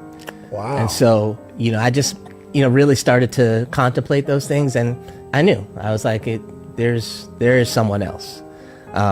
But I never confronted her about that. So when she came to me and she told me, that brought like a certain level. Obviously, anger came out in those moments, but that brought the challenge to me of, now I have to contend with this thing. It's one thing when you think you know something, but you can just backburner that thing in your head. Yeah. It's another thing when it's right in front of you. Now you have to deal with it. You got to really confront it now. The fact that you're taking ownership on multiple parts of this is kind of confusing to me. Me too. I mean, one, you're saying, well, I knew her needs weren't met. Her needs need to be met, and somebody else is probably meeting those needs because I'm not. And the other part was like, yo, I'm internalizing it, and this is making me a better person. Bruh, I'm leaving. Hey, boo, I love you, okay? But I'm leaving. I can't in my mind justify someone hurting me in that way and me saying it's my fault. But I guess that's why y'all been married for 20 years. Well, to be clear too, like there are two people in a relationship. Yeah. And when somebody cheats in that relationship, there are people who are just not good people, right? Yeah. And so they make terrible decisions, and they will continue to do that probably forever. But then there are people who make a mistake. And usually when that mistake happens, something is at the center of that thing. So, you know, no, I can't be responsible for the decisions that Sabrina made. I got to be responsible for the decisions that I made. And I have to take ownership of the fact that my decisions have an influence on her decisions. That's the part I have to own. And so, and I can't own, her decision to be with another person and to cheat, have an affair. I don't get to own those things. Those are Sabrina's to own. What I have to own is, what are some of the things that I did during that time that had a really negative impact on our relationship? What are the things that drove wedges between Sabrina and myself? What are the things that made Sabrina feel like she couldn't come to me for the things that she needed? I gotta own those things. I can't ask her to own that. Ooh, wait. Boo. Boo him. Boo. Because I'm going to be real. If he was cheating anywhere, this is allegedly, I don't know. But I feel like he was cheating at a Diddy party. Like, it just didn't. It didn't hit right. I can smell the baby oil in the air. Like, man. Yeah, nah, facts. She right, 100%. Hey, ain't no way, bro. Ain't no way. Like, I'm gonna be sitting on the couch talking about, yeah, so she came home and I didn't talk to her about her day at work, and so she just cheated on me. But I knew that both of us was in a relationship, so it come back on me because it takes two. Mother, man, if you don't shut your ass up, right? You trying to over here trying to remix some shit, make it sound good. No, bro, your girl cheated because she was a bop. You feel me? She cheated on you because she was a bop. Yeah. You listen, dudes with and this is crazy, but dudes with voices like that have a hard time getting women. Like if I know I was talking about don't pop the balloon, but dudes that be on the pop the balloon show that come on there with weird voices like that. Those I just know pop they pop don't their have no balloon. problem at the Diddy party though. They Ain't got pop no their bass. balloon right away because they can't. That's not a voice that they want to be around all the time. I can't have a good conversation with you. But it's just crazy to me how much my guy tried to take all the onus off of her. Yeah. And then try to backpedal when he called him out. Oh no, I can't take full responsibility, bro. And then when you re-explained it, you took all the responsibility again. But like, bro, she's a bop. One thing I know about this social media society is he knew that take on his past, right, would win him points somewhere. He was shooting for a specific audience. I don't necessarily think that's what happened. Who was shooting for the audience? The guy that was cheated on? Yeah. Man, hell no. Yeah. He was trying to get some of those. He was trying to get some of y'all longbeards to go over and holler. Derek Jackson crowd would eat that up. But yeah, but that's just. Listen, they would eat that up.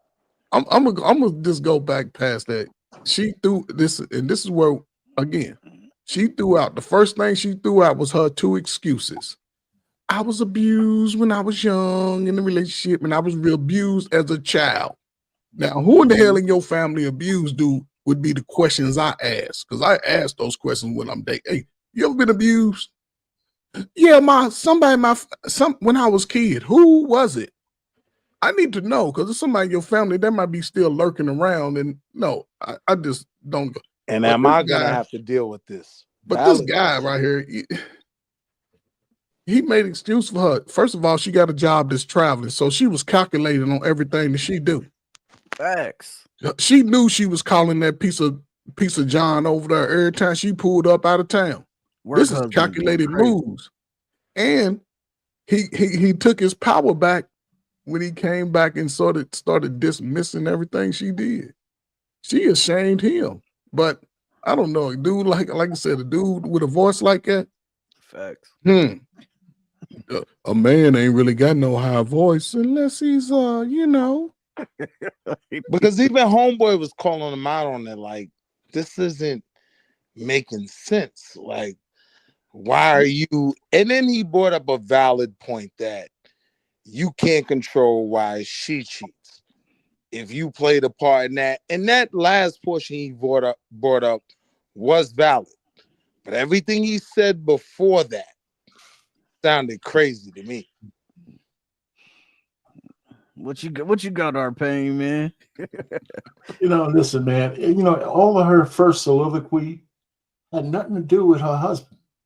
It had to do with her father. What the hell your father's cheating for? That means your mother told you something she should have never told you. That's number one. Number two, all that abuse shit. I can't stand when women. I need to see receipts because women call everything abuse. Thank you, Payne. But that was my major question. Did you buy it, Payne? Yeah. So she had all this trauma going into the marriage. So she was going to cheat on this guy whether he was attentive or not. I mean, then he started saying the bullshit he said. Let me tell you, as soon as he started to take 1 ounce of responsibility, I stopped listening. I can't remember if his voice was high. I couldn't hear anything this fucking guy had to say. You just tuned him out, our pain. I just tuned him out. I mean, you had to play it again. I didn't want to hear one word this asshole had to say. My wife cheated on me. It's her goddamn fault. Period. I don't take no responsibility for it. None. Especially if you didn't talk to me about anything. I'm you know what? I don't know how consistent I am on things, but on this issue, I am so consistent. My thing never changes. And Payne, look at that same piece. They go to the sister. She's like, "Yeah, I told him after I did it." Like, well, if you could tell him then, you could have told him before you did it. Yeah, I don't think she told him then. I think she went on one of them trips and got caught up, and he found out. Yeah, the point is the one thing. Okay, the one thing I did say, somebody asked me if I would know my wife would cheat. We're so connected. I would feel the disturbance in the force. Yeah, that's the only way I could say it. I would feel the disturbance in the force. And I told the guy, I said, either she'd be the best cheater in the world or she's not cheating. Because I would feel it. We're that close. I would feel it. So anyhow, but because I can't stand men sitting down. I mean, it just makes me feel bad for men, for mankind, not for him, but for all mankind. We take too much shit on ourselves when, I mean, if Ricky would probably be here, he could say it better than I could. It's not your fault, but I feel like Goodwill Hunting at the end. It's not your fault. It's not your fault. You know what? You know what though? You know what though, RP, man? Yeah. Now that I think about it, I changed my position. I pause. I changed my position on this. Okay. It was that motherfucker fault. And I changed. Listen, I got it. I know. Call me what you want. Listen, call me a flip flopper, whatever. Look, she knew that she could cheat on Buddy, and there would be no consequences. There you go. And when she cheated, and she told him, or however it happened, probably getting banged out by the work husband on their work trips, he just forgave her. You know what I'm saying? He just forgave her. Like I don't know. Like there's some men out there that are they're just gonna stay cool. You know what? Or they're gonna bounce. They're gonna be like, yo, what? Fuck this. You ain't nothing to me no more. We out of here. I'm done. And that's just that. But a lot of dudes be lying.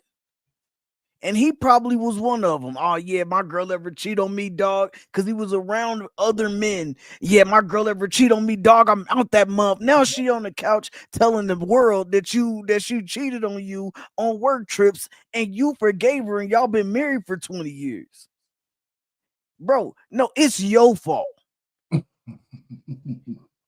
know what I'm saying? Facts.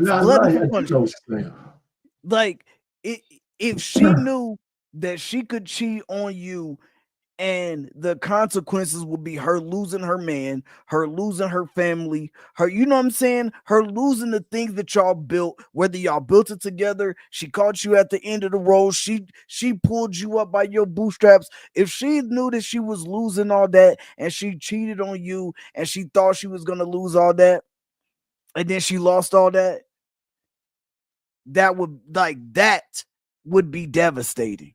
But the fact that she knew she could come home to you and your little baby she knew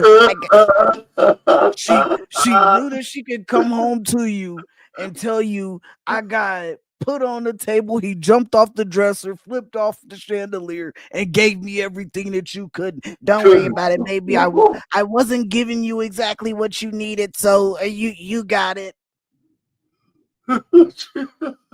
Jesus Christ. Hell no. I would have been like, pack your shit. I was like, pack your shit. Ain't no way. Yeah, I don't know how guys do it. I don't know. I swear. I don't. My mind is just too. My imagination is just too. I just couldn't do it. But we can't discount. She may be the breadwinner too. Facts. Yeah, you right. She's traveling businesswoman. You right. She's traveling. You know, he's at home. I come with resources. My wife cheat on me. The dogs will be attacking her. Get the hell out. I come with resources. I mean, I'll be mad for a couple of weeks, but yeah, you be mad, but I'll move on just fine. You know, I'll move on. But I won't think, especially at this age, you ain't. Yeah, man. It's not even worth it. If you get married, you might as well just stay with your person you marry. It ain't worth getting married, then mixing all y'all little dirty clothes together, then going back out there trying to be single again. That's just too much work. That's too extra. Don't do it, folks. The few that want to get married, you just got to understand it's an everyday process. And at some point, y'all gonna start finishing each other's sentences because y'all align with each other, and you gonna know if your husband or wife is cheating. They know dinner gonna be cooked. It happens, man. It happens. Yeah, you don't know. So if you don't know, you don't know your spouse. So it's crazy. Mm-hmm. It is crazy. But go ahead, RK, you had said you said, you know, me and my wife are so connected that if something was off, I would be able to know, right? Not something, not just anything. Her getting banged out, by somebody else. That's not just something. Because you know. Okay, so you know that she's getting banged out with somebody else because you're so close to her, right? Because y'all are so connected. Y'all are married. Y'all are one, right? Yeah, that's what I believe. Yes. Yeah. And so, would you? Because let's be real. When you're in a relationship with someone, let's say y'all came to odds about something, right? You're not agreeing about something, and y'all are in a house and you're not speaking to each other, right? Okay. You're just going past each other, just going through the flows, going through the motions or whatever. Who usually speaks first? If that was to happen, would it be you or her? Can I tell you something you're not going to believe? You and your wife don't argue. Okay, Coach Ferg. No, I wasn't going to say that. I say that we don't get to the point where we don't talk to each other. We could be mad, but the routine stays a routine. Mm-hmm. Like, for example, if we got into whatever spat, but it was before dinner time or something, she would still cook the food, still give me a plate. Mm-hmm. I would still say thank you. I'll do this. I swear, that's just how we deal with each other. I don't remember, had we gone to bed mad at each other or something separately, neither one of us feel good the next day. So we don't let none of that shit linger. It just doesn't work. I can honestly, God, on a hand on the Bible, tell you that there's probably never been a 24-hour period with me and my wife where there's some kind of communications. And my house is big enough for us to get lost. If she could be in this room, I could be in that room, and we have to call each other to talk. So, but I'm serious. That's the way we deal with each other. We can be mad, but it's quick. Okay, so that's your situation. But a lot of situations, things are lingering. Yeah. Things are not being talked about. people are not putting on their big girl panties, and they are not saying this space between us, this emptiness between us, this not talking between us not communicating. We're gonna have to end this. It's gonna have to stop. I was wrong. You were wrong. I was wrong about this. What can you tell me you were wrong about? Let's put it all out on the table. Too many people let things linger, and they lingering and nobody want to be the first to try and patch it up, do the work, and patch it up. And so when things linger, when things go unsaid, then you start to assume. Then you start to think all these other thoughts, right? He said he knew he wasn't meeting her needs because of how she is as a person. He knew that the connection was getting further and further and further and further away. Like he said, he can't be responsible for her cheating on him. He can't be responsible for her allowing a man to overtake her. He can't be responsible for that. But what he can be responsible for is continuing on, and I call them like dumb antics. Like, these are dumb antics. Like, okay, a woman is going to be a woman, but she also need to put her big girl panties on and know how to talk and know how to have a conversation too. But if a man can go a long time in his home without speaking to the woman in his home that he married, and if a woman could go a long time in her home without speaking to the man that she married, that she chose, then y'all have some serious issues. Well, I agree with that. But let me just say this to you on that point, because you're right. You're absolutely right. But her soliloquy in the beginning didn't even indicate that he was disconnected. She just said why she was cheating based on her. He knew that they were disconnected. Wait. What I'm saying is, her explanation from her standpoint, when she was speaking, she didn't put any of that on him. She said, this is how I grew up. I didn't want to be like my father, and somehow I did it. And so when he came out and started to take all this accountability, the disconnect to me was that she was cheating even before he was disconnected. The disconnect even before he was disconnected. The disconnect is that they was having sex because she liked sex, and then they wasn't having sex. That's what he felt the disconnect. What you said. Let me just say this, Frank. You're correct that people do let their differences linger too long, and then they manifest into other things. And this could have been that situation, but she gave me the impression that she never stopped having sex before even they got married. I think she had a bulldog on the side and everything, because that's the way she said she grew up. Yeah. And she did break it down like that. Yeah, he broke it down from the disconnect. She broke it down from my past and my dad and my background, and this is what. So it sounded like she just was doing her own thing regardless. Right. She was her part again, if you want to hear it. Yeah, let's actually, because watch it again. Yeah, let's get that. She just started talking about what we did go through infidelity in our marriage. Both of y'all? No, but you did. It's normally the man, isn't it? Is it normally, or no? Okay, it be the women on the low. You went through infidelity. Yes. Wow. And so we were so disconnected in our relationship that we had lost who we were and who we were supposed to be. Did you find out, or did you tell him? I told him. You told him? Why'd you tell him? Because it was eating me alive. And one of the biggest things for me is I didn't want to be like my father. And I realized that I had become my father. Wow. And to know that I caused. Now, did you hear the BS right there? No. She blamed it on her father. Has nothing to do with her father. It's her own decisions and her own choices. Then, right after she says this, she's going to say, go ahead, play. Yeah, play. Watch the second excuse. Caused the same pain that I hated him for, for doing to my mom.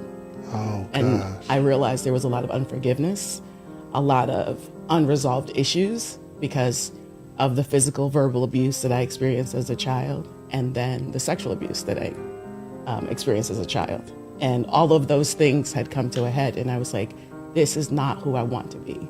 Wow. Yeah. Yeah. What was it like leading up Well, to that, you having stopped that it right conversation? there, right? So I'm thinking that she went into that marriage with she went into that marriage with those skeletons in her closet. So I'm surmising that even though she loved this guy, he looked like he was a guy that was in her friend zone, by the way. If you hear how they talk, he's my best friend. You know, he was in the friend zone, probably looking, sniffing her. I call them random male orbiters. That's what he was, probably a random male orbiter. And she finally gave him a chance, but she probably always had bulldogs all around her that she was banging out because of all of her trauma.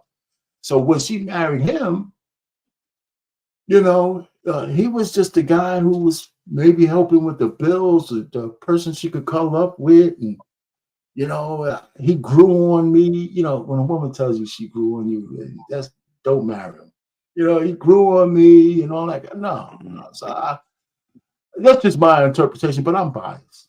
Nah, I'm I biased. definitely, what I put when soon as he spoke about the situation, he spoke in we the whole time. Yeah. We was this, like we was this and we was that, we was this. But then as soon as she started speaking, it was just about, oh yeah, this is I, like, and this is what I experienced, and this is how I felt, and this is why my mom, like, it was all about her. It was like, it wasn't about a we type of thing. He married a broken woman. Yeah. He Yes. married a broken woman. And she disguised that brokenness, but she displayed the brokenness in her actions. She disguised it until she was exposed. Now I was broken. Who did something to you as a child? That's the crazy part. You can't use that. You're an adult. You didn't get no help. Well, I mean, Okay. right. She didn't get no help, so that's why she's still using it. But that's no excuse. You know that, right? It's not an excuse, but when people aren't healed, they remain broken. That's true. That's true. Like, it's not an excuse, people. but at the end of the day, if you're not going to heal, you're going to remain broken. So it does become your crutch when you don't take the active steps to go get the help that you need, right? And so obviously, so I did hear what you guys heard by playing it back, right? And so how do you think that she disguised this with they're married for 28 years? So how is this being disguised in the marriage? Because he loved her. Because he loved her. Because he loved her and he ignored all the red flags. You know, and she gives me an impression. If she was a traveling person, she traveled in multiple places, so it had to be more than one man. She might have been banging them out in every port, you know. So he ignored a lot of stuff. And then, you know, it's not hard for a guy who, you know, marries a woman and his position is tenuous. So he don't look like a leader to me, right? So he's going to forgive a lot of stuff. And when he found out, because I agree with him, he probably felt the fact that there was some disconnect. She probably had sex with him when she wanted to all the time. Or if she didn't want to, he went to bed blue ball, you know.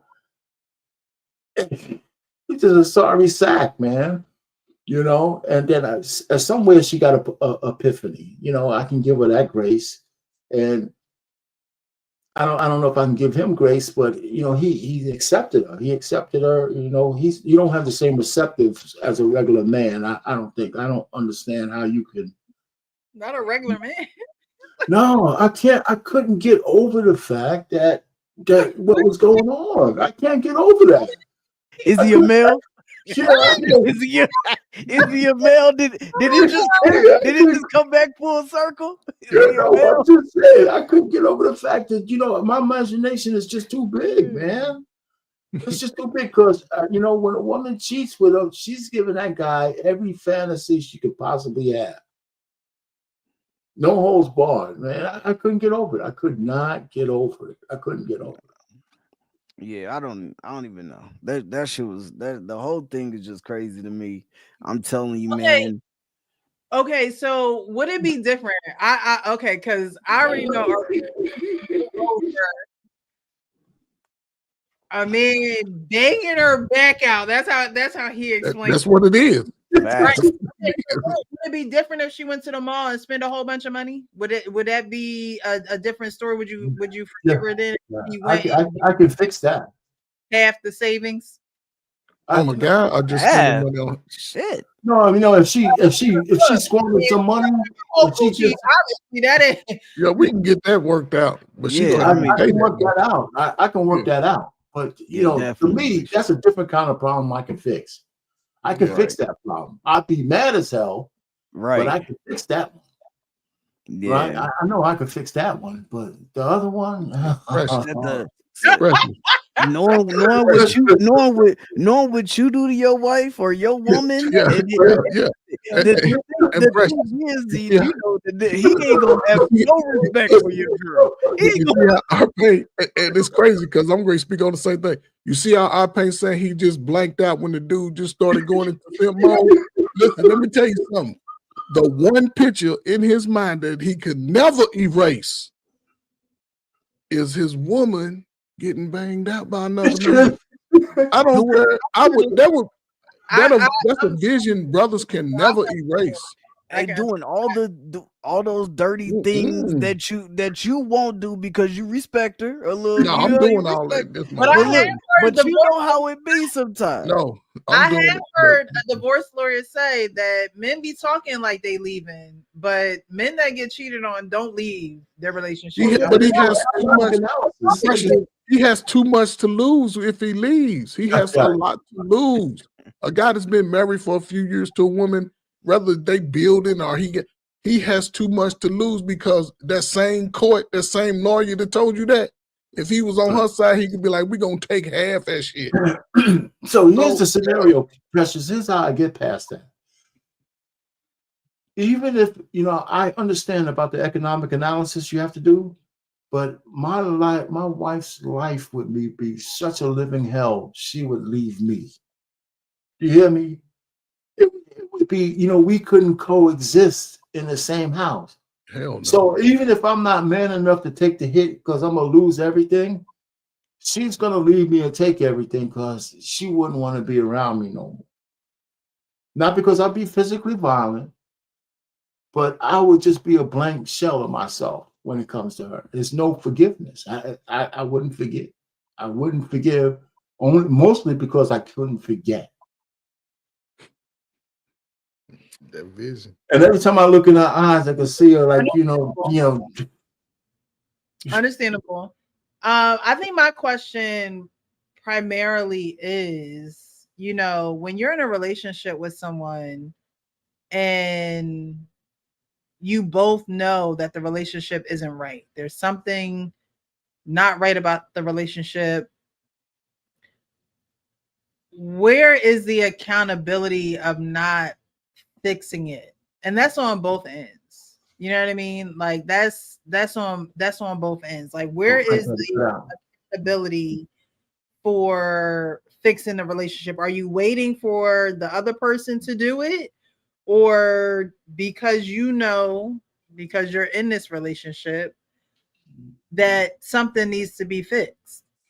Because again, men are okay staying in misery if they could still, you know, function. They could still go to work. They could still come home. They could still go to the gym. They could still, you know, do the things that they need to do and be okay. But at what point does it not become okay not fixing what's going on in a relationship? And I think that's what I was hearing him say. I was hearing him say, like, I knew that there was disconnect, but instead of, you know, confronting that disconnect, I put it to the back burner because I just thought that I could just put it back there and it'd be all right. Yeah. But let me just real quick. I mean, you've heard me say this plenty of times on the Planos, the men's show.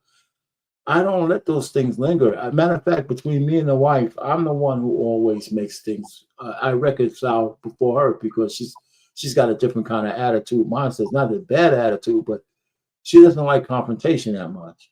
Mm-hmm. Right. So if there's something wrong, even if it's my fault, I'll say, or even if it's not really fault, it's just something that's not right. I come to her and say, let's talk about this, and tell me. And sometimes I have to drag shit out of her. Right. I have to drag it out of her. Even if it's, tell me what you think that you want me to do. Or what you want me, or what I'm not doing. What I have to bring it out of her because I don't have any trouble telling her what I need from her. But I do know she has trouble coming back to me that way. So I have to offer. And I do that. I mean, the one thing, it sounds crazy to a lot of people out there, but we've been married for a long time. There's a reason for that. This shit just didn't happen. It's a reason for that. It's because we don't let the stupid shit of the world get between us. Yeah, that's true, man. That's why I salute you, man. I salute America like that. I'm trying to be in that space. Precious. When I first got married to my wife, right, we made a pact that we would never go to bed angry, right? Mm-hmm. First couple of months, it might have been some nights where we had to drive to 2 or 3 in the morning. We was sitting up to 2 or 3 in the morning, but we was talking it out. Right. And I'm left-handed, she right-handed. We both educated, you know what I'm saying? And sometimes we be going to the same place, but our paths are a little different going in that, you know what I'm saying? And then when we get there, it'd be like, oh, is that what you were saying? Yeah, okay, so now it worked out. But as far as like coming to say we have I don't know, I'll just use one incident. I don't know what we wasn't talking, but we knew by the end of the day, we still got to talk. Mm-hmm. So I remember she was walking by, I was watching TV or something, and because she's like our Payne's wife. She was still cooking, you know what I'm saying, 5:30, 6 o'clock. I'm over there looking like, yeah, it's look good, but we ain't really saying it. So she just walked by and I just grabbed her arm. And when I grabbed her arm, she just fell in my lap and just embraced me and just started talking. And I was like, listen, remember, we always made this pact that we would never go to bed angry. And it's like, since that time, this was sometime, it was last year, because we had moved and, it was a few things going on. Everything was just sort of in chaos at the moment, but, we was taking care of business, but sometimes miscommunication. Mm-hmm. And once I did that, it's like, since that time, it's gotten even better. Our relationship has gotten even better. We only had to talk sometimes. We'd be like, I was thinking the same thing. Let's do it. And there's so much that's good fortune that's coming to us now. You know what I'm saying? That I wouldn't take no chance on risking it for, as y'all say out here in this dating pool, this cesspool that's out here, taking my resources to another woman that I know I'm not gonna give energy to. I'm not gonna do anything like that. And I can put everything I have that she wouldn't do it either, because she be telling me about the crazy stuff like, shit, I'll just be single forever. I'm like, well, when I go, you ain't got no choice.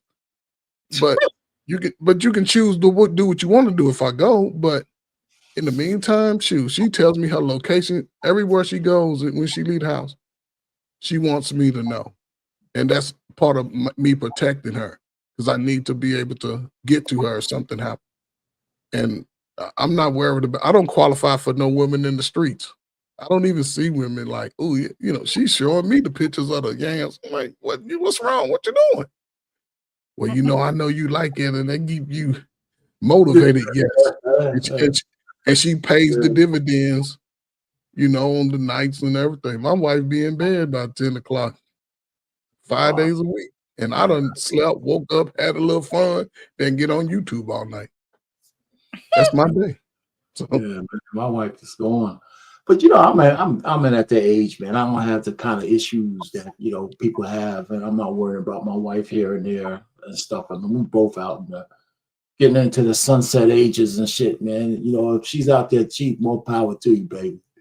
Because I don't because she ain't. But the point really is, I mean, we passed all of those formative years where, you know, we're just doing, I mean, we're like in a jet stream of our marriage, right? I mean, we're, you know, when you're in your 60s and stuff like that, the same old things that, you know, this just, I don't even know how to explain it. I don't even want to say the word bliss. You know, she goes to church, we pray, we do this, we do that. You know, I cook some dinner every Sunday. I get the girls come over, we sit down and talk. It's, you know, I don't know. Our life is boring. You know, I mean, we do stuff, but our life is, you know, say that again. I said, there's nothing wrong with a boring life. Yeah, you have a life together, and you make it what you want it to be, and your life flows the way that it flows because that's the way you want it to flow. I wouldn't necessarily say you have a boring life, but well, I say boring. I mean, we go places and do things, but I mean, it's no like the excitement. People, you know, I don't know, people out there just partying, popping bottles, and all that kind of stuff. yeah, that's Yeah. I don't understand it either. You know that song? We outside tonight. No, we inside tonight. I want somebody of the older crowd to make a song that say we inside tonight. Okay. Because I don't understand how people um still live like that college life. Like I mean, like if you ain't get that out then, what makes you think I don't understand it. Because I know when I do have to fight myself from being reclusive a little bit. My wife likes to get out because she's still working, so she's out there. But you know, so we got a couple of trips planned. Your wife gonna retire so she can stay home with you. You know, actually, she's not, right? Because she works for our church, the church we got married. She's the head administrator, right? They pay a little bit of money in there, but the reason why she's not retired, she might want to in a couple of years, but it's not going to be a retirement. She's still going to go there. She's still going to go there. She's still going to volunteer. She's going to do something in the church, so she might as well get a couple of pennies for it, right? I'm not making her do this, but she's doing that. But she's not retired. Working for the Lord. She's never going to retire from the daggone place. She might not be the head administrator, but she's going to be there probably 3-4 times a week, no matter what. So she might as well get paid for it. You know what I'm saying? Yeah. I mean, she likes doing it. She likes doing it. I mean, at least she is doing something that she enjoys doing. Service. You can never go wrong serving. I tell you, I tell any woman that day and night, you can never go wrong serving. I tell a man that. Your service is different. Your service is different than our service. You can never go wrong when you have the heart of a servant. Can't go wrong. Can't go wrong. All right, well, we're going to this one because I've had a long day. All right. I conversation. I believe that this was a great live. We got the men's perspective on these videos. And that's exactly what I came here for tonight, is to get you guys' perspective and to see it how you see it. And you guys have definitely shown us how you see it, and I appreciate that. We're gonna start with our pain. We're gonna get with the final thoughts. Thank you to those who have sent me a Cash App. Let me shout y'all out real quick. I believe it was Darnell as well as Harrison Davis. Thank you guys so much for your Cash Apps. I appreciate you supporting the platform. Thank you, thank you, thank you. Thank you to those who are in the chat. Thank you, thank you, thank you. Thank you to, what was his name? Will yeah, well, world class, Willie, whatever. Willie, yeah, that came up. I appreciate you. I'm not quite sure how you guys found out about my channel, but I appreciate you for being here and actually participating in the conversation, because you don't have to. So I appreciate you for clicking that. JT in the chat. JT is in the chat. Yes. Thank you, thank you, thank you. What We Know podcast. You guys go on over there and subscribe to his channel.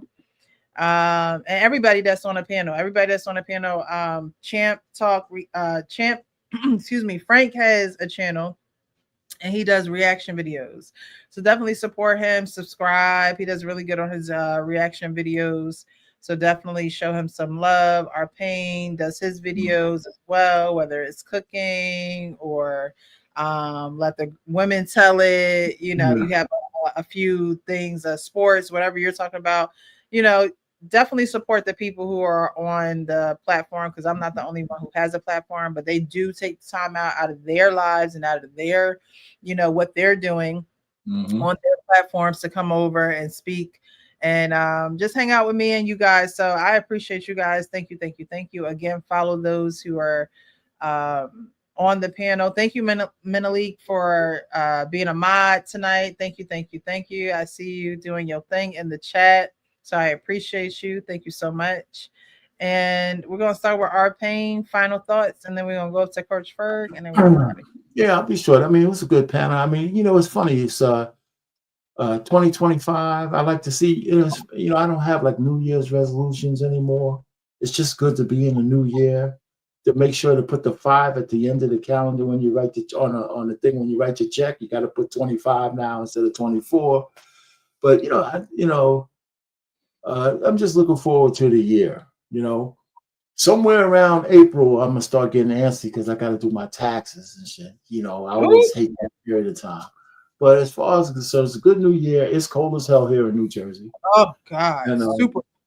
Yeah, so I'm gonna go in there, snuggle up with the wife, and you know, I told her make sure she keeps her side of the keep the bed warm. So I'm coming in there, and everything is cool. So it's good. Nice. Thanks for having me up again. I appreciate it. Berg and everybody else. It was pretty nice tonight. I think we've been pretty consistent as men on this panel. You could keep throwing it at us. It seems like we're telling you the same, no matter what. It always ends up to be almost the same. I think men just think differently than women. But you know what? It's good though, Precious, because you know, you give us your insight on how where we might say is disconnected. I think the point is you have a worldview, we have a worldview, and like I said, as long as we understand each other, then that's good enough for us. The understanding is what you have, whether you agree or not. I think the understanding is important. Yeah, you know, I agree with a lot of stuff you say too, but you know.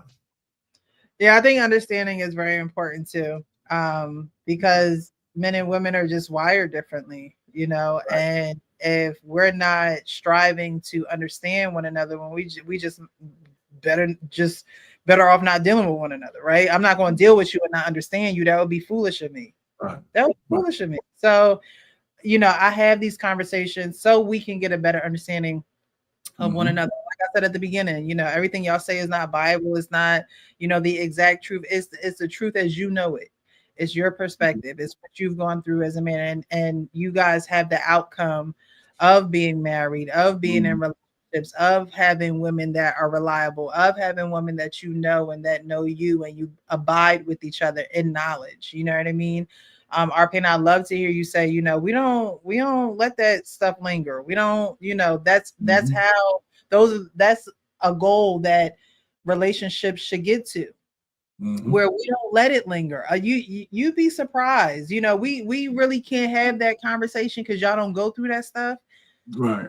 But let somebody go, you know, that's going through that, come on here and say, you know, I just don't know how to get through to him. I don't know how to get through to her. You know, we have these conversations that never go anywhere, or we have these conflicts where we can't get a resolve to it. And what may seem easy to you is like calculus to someone else. Like, you know what I mean? They can't seem to figure it out. And I always say that I think that couples should go to therapy, whether you go alone, whether you go together. You definitely want to go alone, because if you don't go alone, you're going to end up like this woman who cheated on her husband because she was broken from her childhood. I think a lot of women will get into relationships trying to find themselves, not knowing that you got to do that before you get into a relationship. Absolutely. That's not you. Hello, this man ain't going to find you. You got to find yourself. You got to do the work on yourself. If not, you're going to be a fake version of who he think that you are. You're not. I say all the time at the end, be real with yourself so you can be real with others. And if you know you're broken, stay single, because we don't need two broken people. Because Absolutely. what you join together, when you marry him, he's marrying that brokenness, whether he knows it or not, whether he likes it or not. Mm-hmm. And so those things, as a woman, like you truly have to be real with yourself before you could be with someone else, because a man shouldn't be marrying a lie, and vice versa. But a lot of times men cover it up way better than men can, because men are very simple. You get what you get, pretty much. You know. But with women, it's always, oh, well, I just didn't know myself and my childhood trauma. And I don't mean to sound insensitive. I don't mean to sound insensitive, but I've been there. Like, I've been there. Yeah, I hear you. You know what I mean? I've been to finding which therapist is the right one, and then actually finding the right one and getting down to the nitty gritty. You know? Oh, wow. Mm-hmm. That's important. That is important. No man can teach you how to be a better you until you actually look at you. And that takes a third party. Because if you continue to look at you're not going to think anything wrong. You're going to continue to go out here cheating. You're going to continue going out here and saying, oh, and then using it as an excuse, Coach Ferg. Oh, well, I was abused in my childhood. I didn't want to end up like my daddy, but I ended up like my daddy. Well, maybe your dad to go to therapy. Maybe he needed to do those things too. But at the end of the day, like you said, Coach Roy, we're adults. And so if you're not going to get a better understanding of yourself, don't even try and get a better understanding of anybody else. Don't even say you want to be in a relationship with somebody else and not have that understanding of yourself first. That's so important. And if you got to stay single until you figure it out, figure it out. Because it's not fair to a man to come into something and he's blindsided, don't even know what's going on, and then you don't even want to tell him, you don't even want to share it with him, you don't want to be vulnerable. Him to be vulnerable, you want to share your coochie, but you don't want to share your heart. I just don't understand. I don't get it. Sorry, Coach Ferg. Those are my final. No. Listen, I have no problem with what you were saying. I do want to ask you some questions though. Mm-hmm. What's your age limit? Give me your age range. My age range? Yeah. I'm gonna say I'm not gonna go any higher than like 45, 47-ish, maybe 48. Okay. No more than about 10 years. Well, you didn't give the range. What about the low range? Yeah, what's the low number you'll go? Because women love a low number. They're asking, what's the low range? Low range? I've never been attracted to younger men. So your age and above? Yeah, okay, I've never been attracted to younger men. Or maybe younger men have never been attracted to me. I don't know. Okay, so I've never been attracted to younger men. Here's my next question. Would you be willing to relocate? Yeah. Okay, so because what you were saying is great, right? I love that you were saying that. This is 2025. Ladies and gentlemen, welcome to the Real Precious Reality and Relationship Show, because she is presenting herself as a wife. And, if you want something real, hey, don't be afraid. She is going to have the expectation of you being a man and talking through all that stuff. So you ain't gonna be able to sit in your corner. You gotta talk about it. You gotta come correct. But at the same time, Precious, I just want to commend you on being brave enough to sort of have these conversations with an open point of view. And I'm always surprised when women do that, other women don't really show up. I'm always surprised at that. But we should talk about robots again. But I do the flat way, but that's for sure. I think this is a crucial time for, the dating world to learn how to date again. Yeah. And all of those things consist of communication.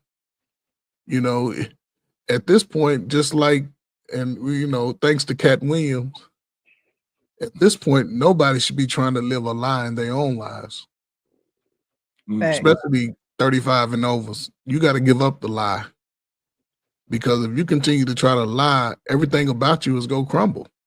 It is what it is, you know, and it's just unfortunate. And I would hope most people today, because everybody's so modern, right, just start looking at things for what they are and try to fix it. You know, try to fix it, be real with it, or face it. You know, face that it's only going to be a temporary thing anyway, especially if it's pain inflicted on you by somebody else, or you did something to somebody. You owe them the right to ask as many questions as possible. But once it comes out, you have to make it a more conscious effort to do better amongst people, so you can get blessings in your life. You can't be shitting on people your whole life and expect to get blessings in the end. It'll crumble fast. And I don't think you know, man, y'all don't have time to do that. You know, ladies, I hope that y'all can find something, because to me, more and more sisters are playing themselves short based off of rhetoric from other people who may be younger or older. So I just, you know, because brothers are starting to get the message in real time. It may take a couple of years, but brothers are going to amp their game up, and the sisters are going to be on the outside looking in like, what about me? And then they're going to have to make the deal. Then they're going to have to be coming presentable and worthy. And I think that that's where the sisters go drop the ball. But salute to the sisters that understand the mission, man. Salute to them, man. Salute to the wives, the women that want to be wives, man. There's nothing like a man protecting you with his life. I'm telling you that now. But you can't violate his respect and his trust of you. And if that's not for you, then stay out there in them streets. Stay out there in them streets. So, but that's not going to be a good life for you.